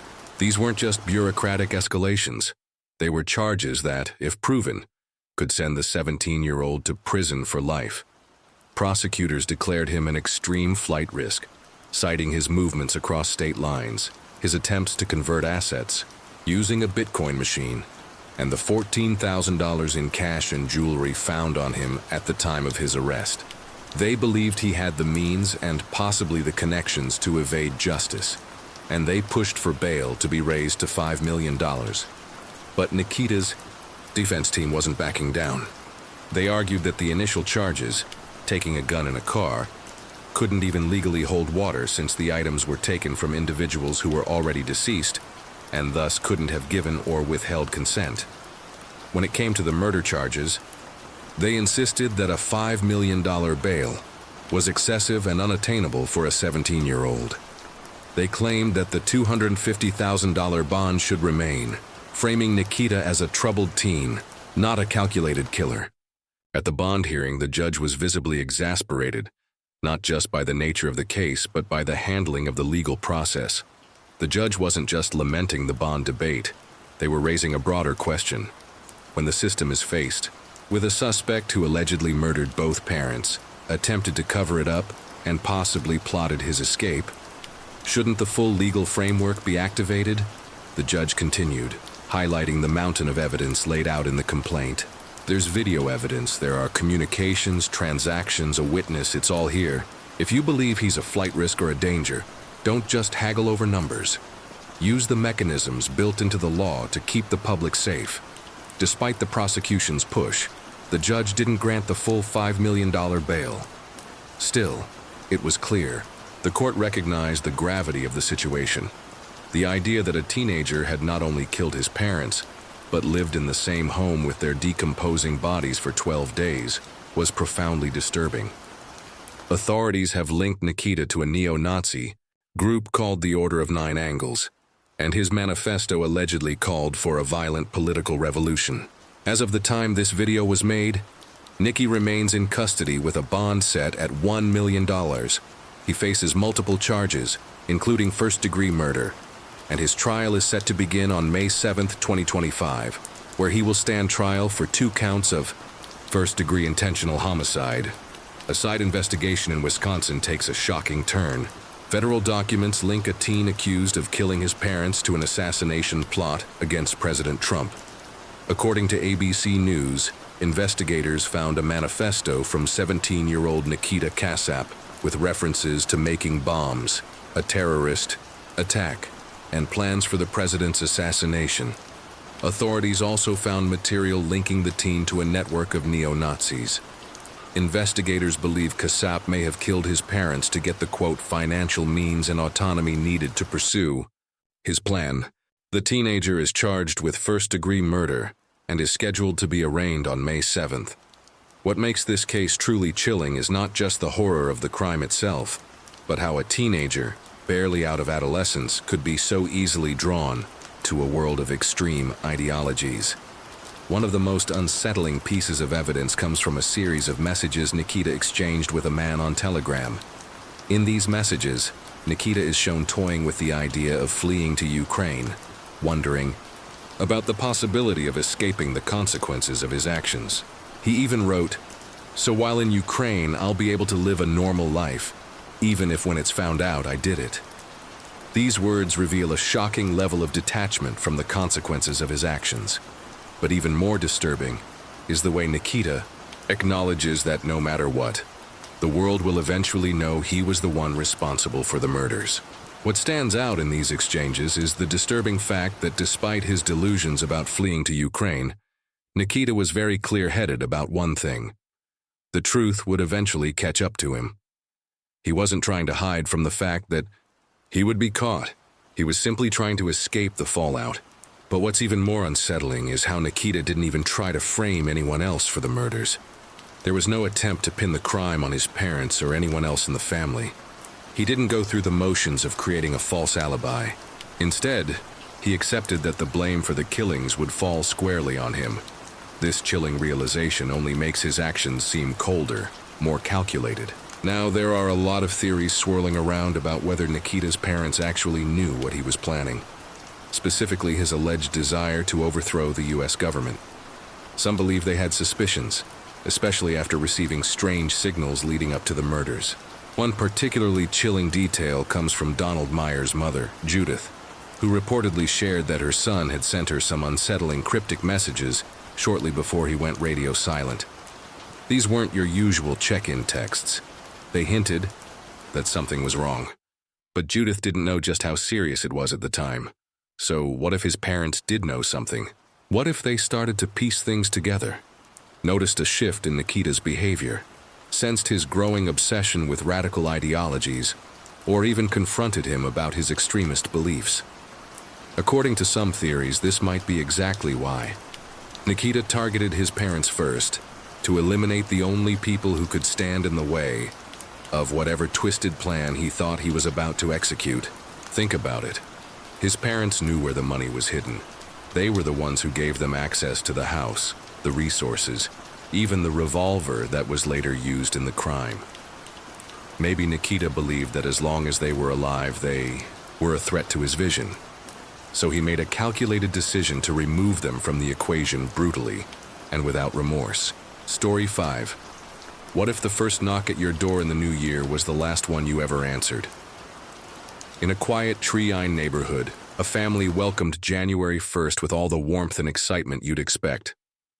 Holiday leftovers, plans for the year ahead, and a house full of love. But just hours into the new year, that home would become the scene of unspeakable horror. The fire was the first thing neighbors noticed. Thick smoke pouring from the windows, sirens slicing through the winter calm. What firefighters found inside wasn't just shocking, it was pure evil. The kind of scene that silences even the most seasoned investigators. This wasn't random. It wasn't impulsive. It was intentional. And whatever happened behind that front door didn't end quickly. So, what could drive someone to annihilate an entire family children included, in cold blood. And what darkness walked through that door on New Year's Day? The first hours of 2006 were slipping by quietly in Richmond, Virginia. Neighborhoods like Woodland Heights still carried the hushed stillness of the holidays, the kind of silence that wraps around homes where families sleep in, still basking in the glow of the previous night's celebrations. But as the afternoon crept in, smoke began billowing from one of the houses on West 31st Street, and with it came the unraveling of a horror that would leave an entire city shaken. Fire crews rushed to the scene, expecting a routine call. A kitchen fire, maybe a tree gone up in flames. Instead, what they stepped into was something far more sinister, far more cruel. The source of the fire was deliberate, but the fire wasn't. The true tragedy: in the basement of the burning home, beneath the weight of smoke and soot, lay 4 bodies. Their limbs were tightly bound with electrical cords and tape, the adhesive still clinging to blistered skin. All had been bludgeoned, struck with devastating force by what would later be confirmed as a claw hammer, and every one of their throats had been slashed in what could only be described as an execution. It was a scene of staggering violence, haunting and prolonged. A family hadn't simply been killed. They had been hunted inside their own home, restrained, tortured, and slaughtered. The bodies were positioned close together in the basement, suggesting they may have been held captive for some time before the final blows were delivered. The perpetrators had not only inflicted terror, they had stayed long enough to watch it unfold.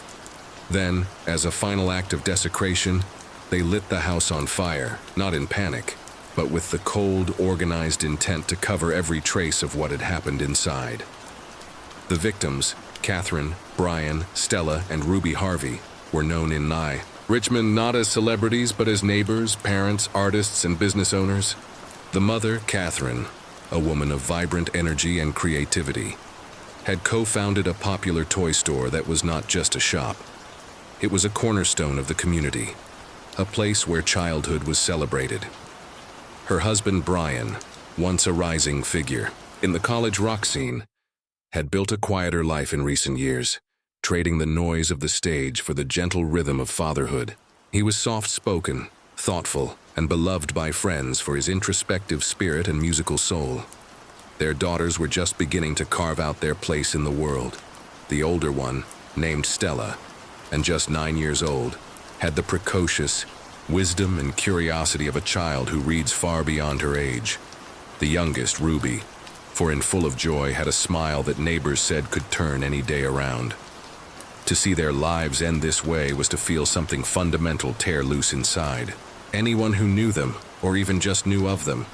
The house, once filled with music, toys, and laughter, had been transformed into a garb of silence and ash.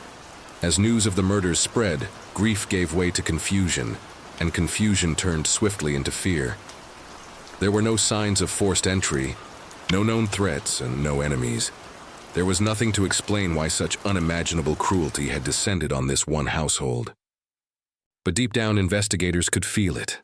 This wasn't a random act of violence. It was a performance. It was controlled. This investigation was only the beginning of the horrors unfolding. They didn't come in with screams or chaos. They came with tape, with silence, with deliberate steps that signaled this was more than just a robbery. It was a performance of control. Gray moved first, dragging Catherine, Brian, and little Ruby into the basement and binding them tightly with packing tape. There was no rush in his movements, no sign that he was worried about time. Meanwhile, Dandridge roamed the upstairs like a scavenger, digging through the home's warmth and comfort for items to steal, casually turning a house into a hunting ground. And then the front door opened. Stella had returned from a sleepover, unaware that the walls of her home had already become a prison. Upstairs, her mother was briefly released, just long enough to bring her daughter down. The image of Catherine, pale, wordless, and composed, standing in the doorway of her daughter's friend's house, was something Kirsten Parenson would never forget. There had been something off, something drained in her face, but not a single word betrayed what was waiting behind her.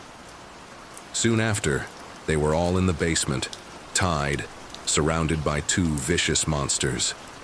The illusion of safety had been sealed away, and with it, their final moments began to slip into the hands of monsters. What followed wasn't a frenzy. It was precise. Gray took his time. One by one, he used the blade, drawing it across their throats, the packing tape still pressed against their skin. But it wasn't over. After their bodies slumped into silence, he raised a claw hammer and struck each of them repeatedly, turning a cold execution into something far more invasive and far more grotesque. The medical examiner would later try to translate that chaos into something clinical. Brian and Catherine killed by blunt force trauma. Stella, smoke and crushing blows. Ruby, for years old, pierced in the back by a knife.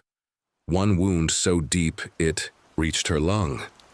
But numbers and causes don't begin to explain what happened in that basement. Even in the end, they didn't stop there. As if to add one final flourish, Gray and Dandridge knocked over a small art easel. A simple thing, maybe something one of the girls used for painting, doused it with wine and set it ablaze. It was petty. It was theatrical. It was meant to destroy, not just the evidence, but the identity of the space. As flames climbed through the basement, curling around what was left, it might have looked like the scene of a tragic accident, but nothing about this was accidental. The fire didn't go unnoticed. Johnny Hott, Brian's longtime friend and the drummer from House of Freaks, spotted the smoke and made the call that would unravel everything. A fire department arrived to extinguish flames, but what they uncovered would ignite a storm far more devastating than fire.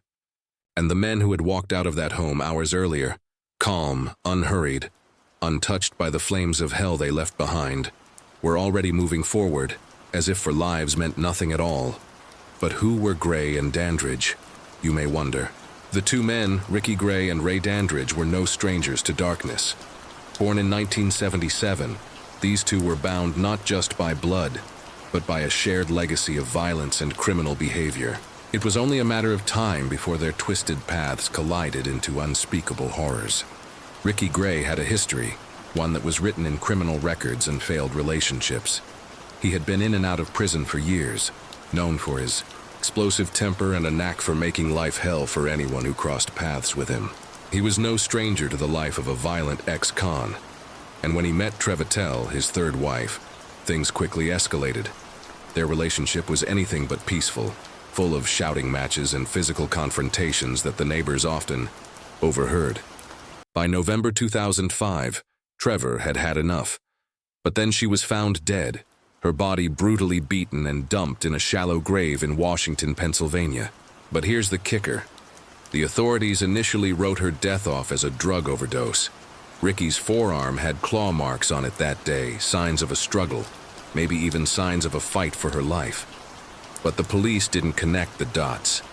They didn't see the killer standing right under their noses. Enter Ray Dandridge, Ricky's nephew, just out of prison after serving more than a decade for armed robbery, moved in with Ricky and Trevor after his release in October 2005. By the time Trevor's body was found, Ray had already begun to show his true colors. The violence was in his blood too. So what did the two of them do after Trevor's body was buried? When no one was paying attention, they moved on. By Christmas, Ricky and Ray had packed up and headed to Arlington, Virginia, hoping to lay low. But the violence didn't stop. In fact, it only got worse. On New Year's Eve, just a few days after settling in Virginia, they decided to attack Ryan Carey. Ryan was beaten and stabbed, left to die in front of his own home. He later woke up in a hospital, his body broken, his right arm permanently useless. And as he recovered, he would tell the police exactly who did it. Ricky Gray and Ray Dandridge. But that wasn't even the worst of it. No, the real nightmare began on January 1st, 2006. That was when they came for the Harvey family in Richmond. Catherine, Brian, Stella, and Ruby Harvey were just living their lives. Or at least they were, until two strangers forced their way into their home. Gray would later admit that they were desperate for money. That was the whole reason behind the plan. They hadn't even picked the Harvey home specifically. They just noticed the front door was open and took their chance. Once inside, they held the family hostage. When the family's friends arrived for a scheduled play date, Gray and Dandridge forced Catherine to act like everything was fine. They told her if she slipped up, her family would die. She stayed calm and played along, trying to protect her husband and kids.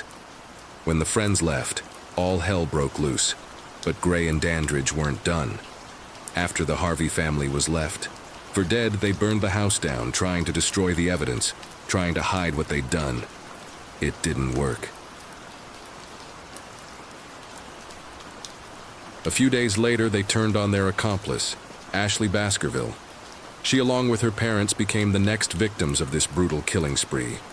By now, the authorities were piecing together the trail of violence left behind, and it didn't take long before they arrested the two men.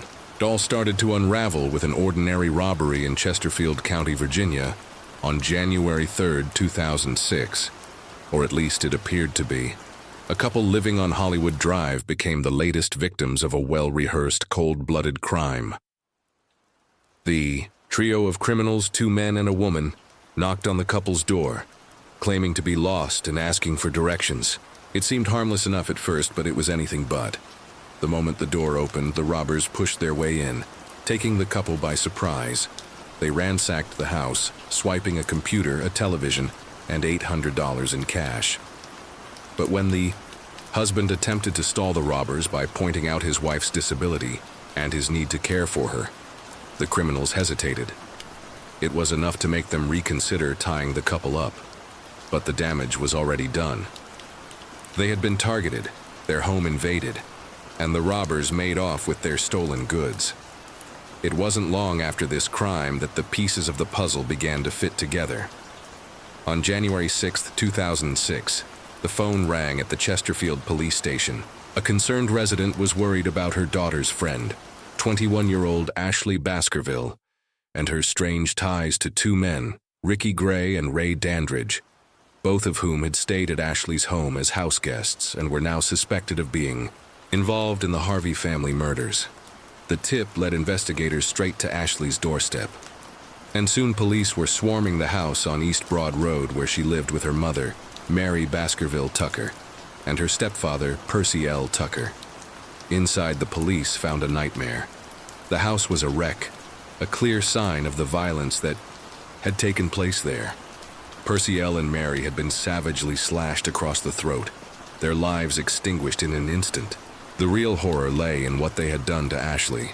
She wasn't just dead, she had been suffocated. A plastic bag had been wrapped around her head and sealed tight with duct tape, the same tape used to bind her and her family, ensuring they could neither scream nor escape. All three victims had been gagged and bound in a home where they had been so violently silenced. It didn't take long for the police to connect the dots. The items found at the Baskerville Tucker home, a computer, a television, matched the stolen property from the Chesterfield home invasion, tying the whole thing together. But one item that made them 100% sure was the ring Ashley was wearing. It was Catherine Harvey's wedding ring. Gray and Dandridge had been on a spree, their bloodlust not yet satisfied. This wasn't just a robbery gone wrong.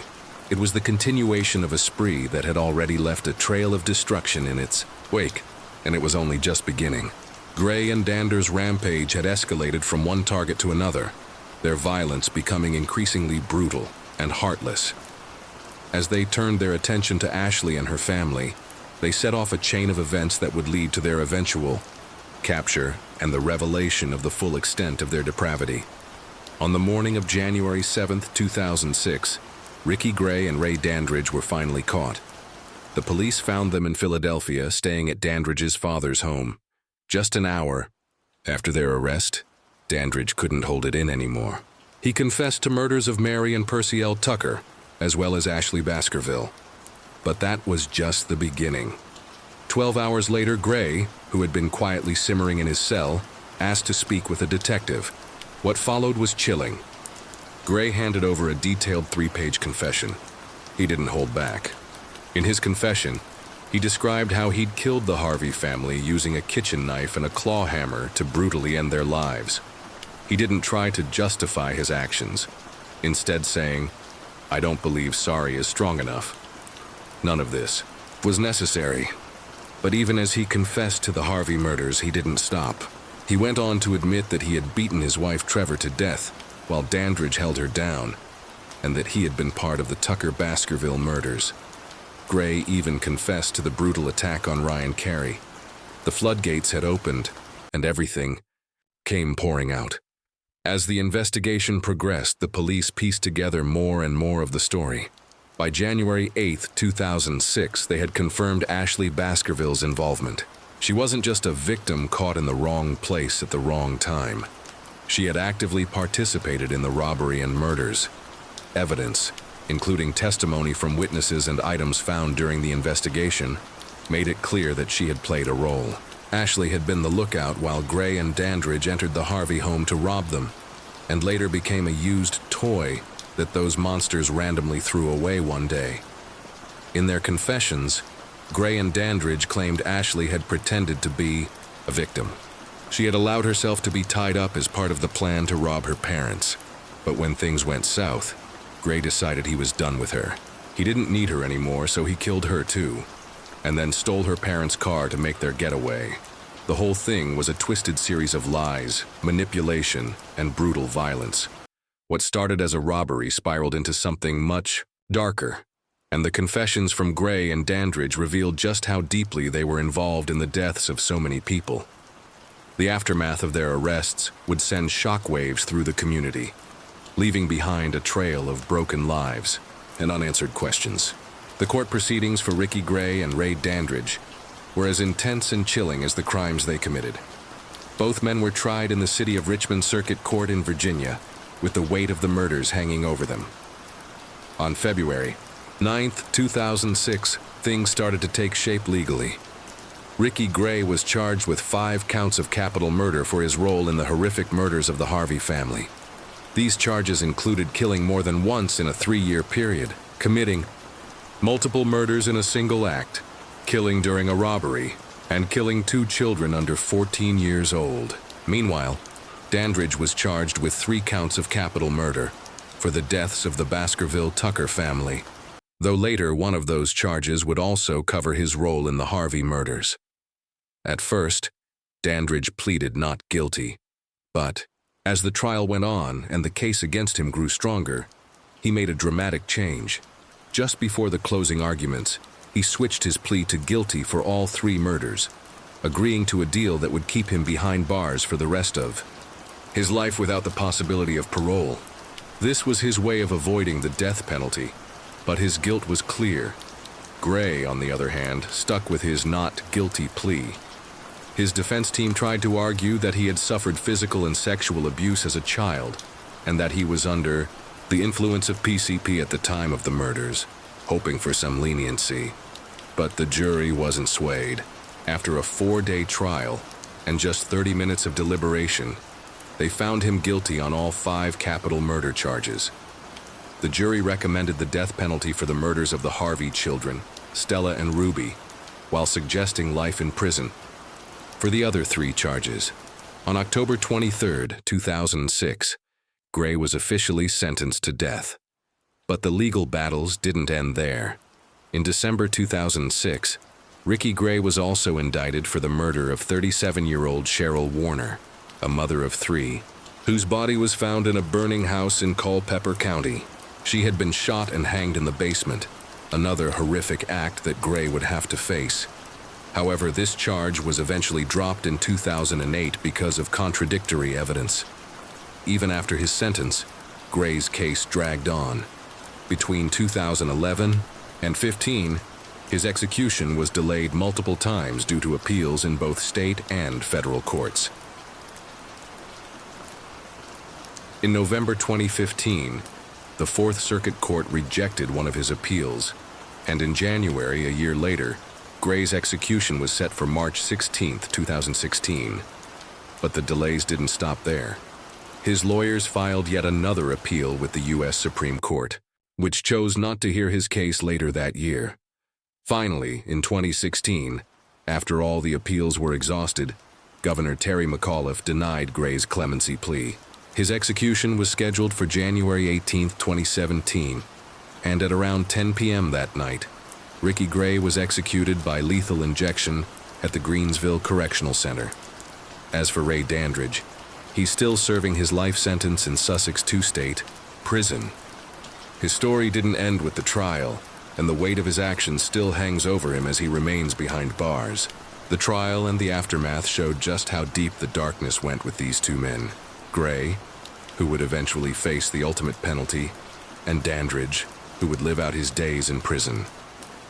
Both men left a trail of devastation that still echoes in the Richmond community to this day. But as the dust settled, one question continues to haunt those who were left to pick up the pieces. Story 6. June 30th, my sister decided to make the only correct choices in episode 1 of season 1 of The Walking Dead games. And for that, her face will be mutilated further than necessary. He was planning a school shooting, but before he could get there, he turned the shotgun on his own family. His mother, his 13-year-old sister, his 16-year-old brother, each killed while the town slept, unaware that a nightmare had unfolded behind closed doors in a quiet Luton flat. 3 lives ended in moments, and that was only the beginning. In a country where the word school shooting still echoes with the haunting memory of Dunblane, the idea of another such horror unfolding on British soil felt distant, almost impossible. Since that tragic day in 1996, the United Kingdom had remained largely untouched by the kind of violence that felt all too familiar across the Atlantic. There had been whispers, failed plots, signs caught just in time, but never the actual act of violence. That line, it seemed, hadn't been crossed again. Not yet, but evil doesn't always begin in a school. It may be growing within the walls of a warm home built by a loving mother. Juliana Prosper knew something about starting over. Born as Juliana Falcon on a fine June day in 1976, her early life unfolded thousands of miles away in Mar del Plata, Argentina, a coastal city where the waves carried ease with hardship. She was the kind of woman who never stopped moving forward, no matter what life hurled her way. When she left her homeland behind and built a new life in England, it wasn't just geography she changed. It was an entire future. She married Ray, Prosper, and together they raised 4 children. Her world revolved around them. Juliana wasn't flashy or loud, but she had a quiet strength about her, the kind that carried the weight of being both gentle and fierce at once. By 2024, she was living in a modest flat off Waltz Bank Drive in Luton, caring for 3 of her children. It wasn't a perfect life, but it was steady, familiar, a mother's life built on routines, small joys, sacrifices that often went unnoticed. And while she held her family together, something was burning beneath the surface, something too dark to see until it was far too late. There was a storm brewing within those walls in disguise of a boy who seemed too meek to even hit an object in his path. Nicholas Prosper was the kind of boy who didn't just fade into the background, he clung to it. A December child born in 2005, he came into the world quietly, and for the most part stayed that way. Diagnosed with autism spectrum disorder early on, he walked through life a few steps apart from everyone else, not always alone, but always slightly removed, as though he were watching the world through a speck only he could see through. In his younger years, he had friends, not many, but enough to keep him anchored. He wasn't a troublemaker, not in the traditional sense. He was geeky, they said, soft-spoken, obsessive about computers. The kind of kid who could disappear into a screen for hours and still not feel like he'd scratched the surface. Teachers remembered him as bright, even promising. But what they couldn't see, or maybe chose not to see, was the slow erosion happening beneath the surface. The way isolation began to calcify into something harder, something darker. By the time he reached his late teens, that gentle geekiness had twisted into something far more unpredictable. He stopped trying to connect. The friend group dissolved. The screen stopped being a sanctuary and became something else entirely. A tunnel with only darkness at the end. Only reflections of death, hatred, and perversion. He spiraled down corners. The internet where empathy dies, where violence is glorified, and human suffering is cataloged like some kind of collectible. At some point, he was banned from one such site, a morbid database where real death was archived and dissected like entertainment. But even there, even in that graveyard of humanity, Nicholas had crossed a line. He made comments in support of pedophilia, vile and unfiltered, as though empathy had been surgically removed from his vocabulary. He wasn't just watching the darkness. He was absorbing it. He was becoming it. And no one knew just how far that darkness had sunk, how deeply it had planted itself in his bones, how it was growing, feeding, waiting. Because Nicholas Prosper wasn't just withdrawing from the world. He was preparing for war. By the time September's Friday the 13th crept into the calendar, the plan had matured into something monstrous. No longer a passing thought or a twisted fantasy confined to the corners of a screen, but an intention rehearsed in silence and fed with obsession. Nicholas Prosper had immersed himself so deeply in the world of school shootings that his fascination had eroded whatever boundary there might have been between watching and committing.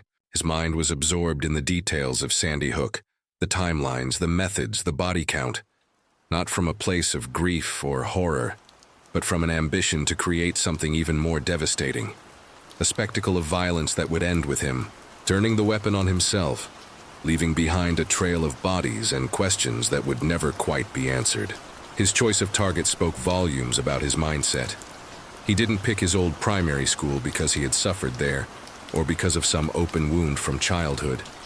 He picked it because he knew its insides, the security system, the classroom, layout, the way the corridors turned like someone choosing the most familiar battlefield for the most calculated slaughter. There was no emotional trigger, no personal vendetta, only cold strategic advantage.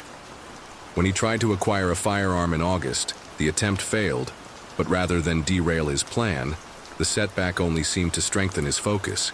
He had already been preparing for over a year, building the idea piece by piece in his mind, layering it with research, false starts, and obsessive planning. A delay didn't shake him. It gave him more time to refine the vision. On September 12th, just hours before he would destroy his family, Nicholas finally secured the weapon. He purchased a double-barreled shotgun and 100 cartridges for 650 LABs from a local dealer using a forged firearms license that mimicked the real thing with disturbing accuracy. He had spent time studying every element of a UK license, the paper's weight, the seals, the placement of the official signatures, and had replicated it with extreme meticulousness. The dealer, though uneasy, believed the documentation to be genuine and notified police, but the warning came too late. The weapon was his. His timeline had locked in. As night took hold and the town around him drifted toward sleep, Nicholas wasn't winding down or hesitating. He was finalizing. His browser history from that night became a window into a mind that had spiraled beyond recognition. Search after search for methods of killing with a shotgun, anatomical specifics, outcomes, the kind of blunt force horror that is usually reserved for war zones and nightmares. Mixed in were searches tied to necrophilia and to the murder of Sarah Everard, as though his appetite for violence was expanding, even as the clock ticked toward morning. And then came the video, a final digital confession broadcast from his bedroom into the world. He described himself as a follower of Clementine, a fictional character from the Walking Dead video game series, latching onto her image not for her humanity, but for some twisted symbolic allegiance that only made sense in his fractured reality. He spoke poison about his sister Giselle, referencing a choice she had made in the game months earlier. A moment, so trivial that it might have been laughable had it not been spoken with such vile certainty. He said her face would be mutilated further than necessary, delivering the line with a coldness that felt rehearsed, devoid of any trace of human feeling. Though prosecutors would later argue that this reference was irrelevant to the murders, it felt like a sign that nothing, not even a game played with family, was safe from the rot that had taken hold of his mind. As the hours passed and darkness deepened, Nicholas Prosper stood on the edge of his own carefully constructed horror, armed, ready, and emotionally removed from everything that had once tied him to normally. Behind him was the quiet of a flat, where his family slept, unaware that the boy they had raised, the brother they had laughed with, the son who once played video games in the next room, was preparing to become a vicious monster. Under the thin veil of early morning silence, as the world outside remained unsuspecting, Nicholas Prosper sat alone in his room, watching violent animated pornography while continuing the same heinous research he had started the day before. It was well past midnight. By 4:32 a.m., he had already test-fired the double-barreled shotgun once into a teddy bear. His plan had been to kill 3 people, his mother and 2 younger siblings, in under 30 seconds. He thought the timing would be tight enough to escape detection by the neighbors. But Juliana woke up early. She wasn't supposed to. She saw her son with the gun. There was panic, there was shouting, and a struggle followed. Prosper attacked her with a knife first, slashing and stabbing her hands and arms as she tried to fight him off. He then shot her in the head close range, killing her.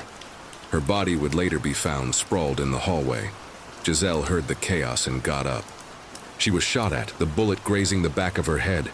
She ran, trying to hide under the dining table. He followed. He shot her in the face. Kay tried to resist. He grabbed the kitchen knife. He tried to fight. Prosper shot him in the chest from across the room. Then he walked over and stabbed him more than 100 times while Kyle begged him to stop. His lung was punctured. He still got up and ran. He made it to the hallway. Prosper shot him in the head. 7 cartridges were fired. He reloaded at least twice. Neighbors heard it all, the shouting, the fighting, the crashing sounds. One of them walked to the door to complain about the noise. She heard ruffling, a boy groaning, and then a shot. She turned around and ran. The first emergency call came in at 5:29 a.m. CCTV footage till 4:47. Caught Prosper's eerily calm walk out of the flat at 5:33 a.m. Almost 20 minutes later, the police had reached the scene. They entered the flat at around 6. They found Juliana, Giselle, and Kyle. Blood streaks across walls, bloody handprints, bloodied knives scattered. A copy of How to Kill Your Family placed on Juliana's body. Nicholas had packed the shotgun and 33 cartridges in a large bag. He started walking toward St. Joseph's Primary School, the same one he had attended, the same one he had planned to attack. But the school was still closed. Police activity was increasing. He didn't go through with it. He hid in a nearby wooded area for 2 hours. He shared the video he'd recorded earlier, the one about the Walking Dead. He tossed away 2 mobile phones, hoping to protect a group of pedophiles he had spoken with online. Nicholas also left the shotgun and ammunition in a bush near a playing field. At 7:55 a.m., he walked out from the woods and down Birmingham Road. He raised his hand to a passing police car. The officers were returning from the crime scene. They stopped. They saw the blood on his face and arrested him. "It's not murder," he kept repeating. He didn't want to show up. The courtroom was ready. The families were waiting. The hour was set. 10:30 a.m. sharp. But Nicholas Prosper, triple murderer, self-styled executioner, failed school shooter, was refusing to step back into the dock. Not out of fear, not out of remorse, because he simply didn't want to. At 8:45 a.m., word reached the judge. The convict was refusing to appear, and Mrs. Justice Chim Grubb wasn't having it. There would be no sentencing in absentia. He was to be dragged in if necessary. Not for his sake, for the sake of the mother, the sister, the brother, the people whose blood he spilled, for those who had come to see the face of the boy who had torn their lives open. "You do not want to be here," she said from the bench, "but it is not your choice." She had him brought in, and he sat there in silence, staring straight ahead. Possession of a firearm with intent to endanger life and possession of a bladed article. After arrest, you displayed no signs of agitation or mental distress. You were inappropriately cheerful and engaged the officers in conversation. You asked if the local schools were locked down. You made no comment in interview, but later gave a mental health nurse who was assessing you in custody some further details, including that you had planned for a year to kill 34 people, ending in your own suicide. 30 of them were to be school children, aged 4 or 5. Prosper had always rejected what the world had tried to give him. Help, assessments, understanding, structure. His parents and teachers knew something wasn't right. They saw him withdraw. They watched him lose interest in them, living and wrap himself in shadows. They had begged for an evaluation, reached out to child mental health services, tried to get him diagnosed for autism spectrum disorder. He refused it all, shut every door, sidelined every attempt. A psychiatrist would finally look into him, but not until after the murders. In the cold clinical light of custody, a diagnosis came: mild ASD traits. A report detailed the hollow space where empathy should have been. It was not just a lack. It was an extreme lack, the kind that echoed through every corner of this case. He wasn't unreachable, but he was uninterested. There were no friendships, no real connections, only deep obsessive spirals about serial killers, about school shootings, about death as a spectacle. The judge laid it bare. These weren't just odd fixations. They weren't just dark corners of the internet. They were what shaped his identity. This boy, who had failed to hold even a threat of ordinary social interaction, had built himself a sanctuary in violence. The internet had opened the floodgates. He waded in freely. Every disturbing image, every cold commentary, every headline soaked in blood. It all fed him. Yes, there was an indirect link between his autism and the way he moved through the world. But as the judge made clear, ASD does not make one violent. It doesn't instruct a person to plan a massacre. It does not teach someone how to craft a fake firearms license. It doesn't guide their hands when they aim a shotgun at their own mother. That was Nicholas. And now, whether he wanted to or not, he had to listen to the law, to the families, to the judgment. Because monsters do not get to vanish quietly. They must be seen, they must be named, and they must sit shackled in silence while justice carves its final word. The courtroom was silent when the full story came out in March 2025. These weren't spontaneous acts of violence. They were planned in detail with a clear goal to become infamous. Nicholas Prosper murdered his mother, sister, and brother as the first stage of a broader scheme to carry out a mass shooting at St. Joseph's Catholic Primary School. The preparations had been ongoing for months. Prosper picked St. Joseph's because he knew it well. He had studied there, as had his siblings. He searched the school's website for photos of students and teachers, and noted the timing of assemblies and classes. Everything was methodical. He chose Friday the 13th deliberately, hoping the date would add weight to his actions. His plan was to kill his family early in the morning, leave home by 8:30 a.m., and arrive at the school during assembly to carry out a mass shooting. Earlier that night, he researched how to use the weapon and searched for disturbing content related to violence, including the murder of Sarah Everard and material connected to necrophilia. Neighbors heard the noise. Some reported shouts, banging, and groaning, followed by what sounded like gunshots. One went to the door to complain, but fled after hearing a loud bang. A police call was placed at 5:29 a.m. A chase of cat and mouse followed in what ended up as Nicholas being found with blood of his family on his face and clothes. He was charged with 3 counts of murder. He was also charged with possessing a shotgun and a knife in public, as well as acquiring a shotgun without a certificate. Child abuse images were later discovered on his phone, but no charges were filed. For that, when the police found him, Nicholas Prosper stood in black and yellow. It wasn't a random outfit. He had chosen the colors on purpose. This was the look he wanted to be remembered by. The judge sentenced him to life with a minimum term of 49 years. Now, this does not mean that Nicholas will be out in the world in 49 years. A life sentence with a minimum term of this many years means that the person will spend the rest of their life in prison, but they must serve at least 49 years behind bars before they can even ask to be released. After the decided tenure, they can apply for parole, which is a formal request to be let out of prison. However, being eligible for parole does not guarantee release. A special board will review the case to decide whether the person is still a danger to the public. If they believe it is unsafe to let the person out, the person will stay in prison. Even if parole is granted, the person will remain under strict supervision for the rest of their life. and can be sent back to prison at any time if they break the rules or commit another crime. Going back to the heinous crime that Nicholas committed, it didn't just shake a courtroom. It sent waves through an entire system that many believed was working just fine. But behind the horror of what Nicholas Prosper did was a quieter, more troubling truth. It had been far too easy for him to get his hands on a gun. Law enforcement knew it, and they weren't subtle about it. They pointed out how shockingly simple it still was for someone to sell a firearm privately.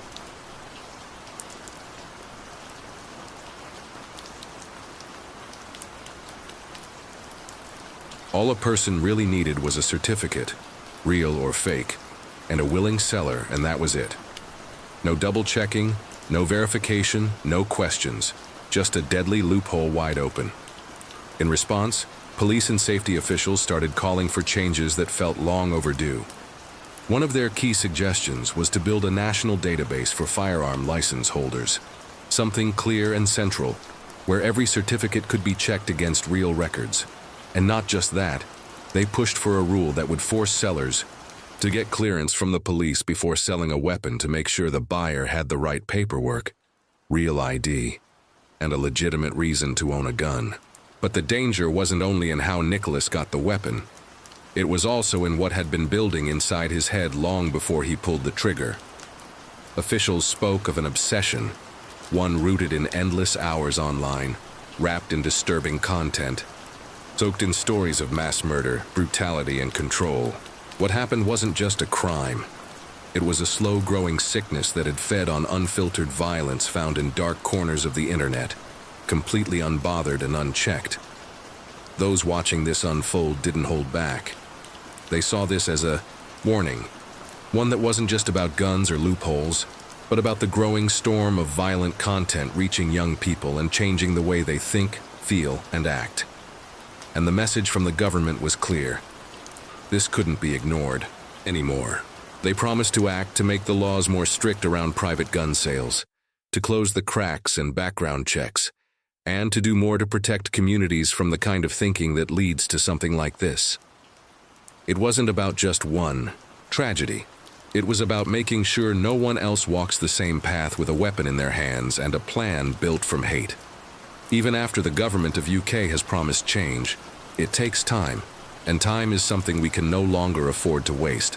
The next Nicholas Prosper may already be watching, waiting, learning just as quietly, just as patiently.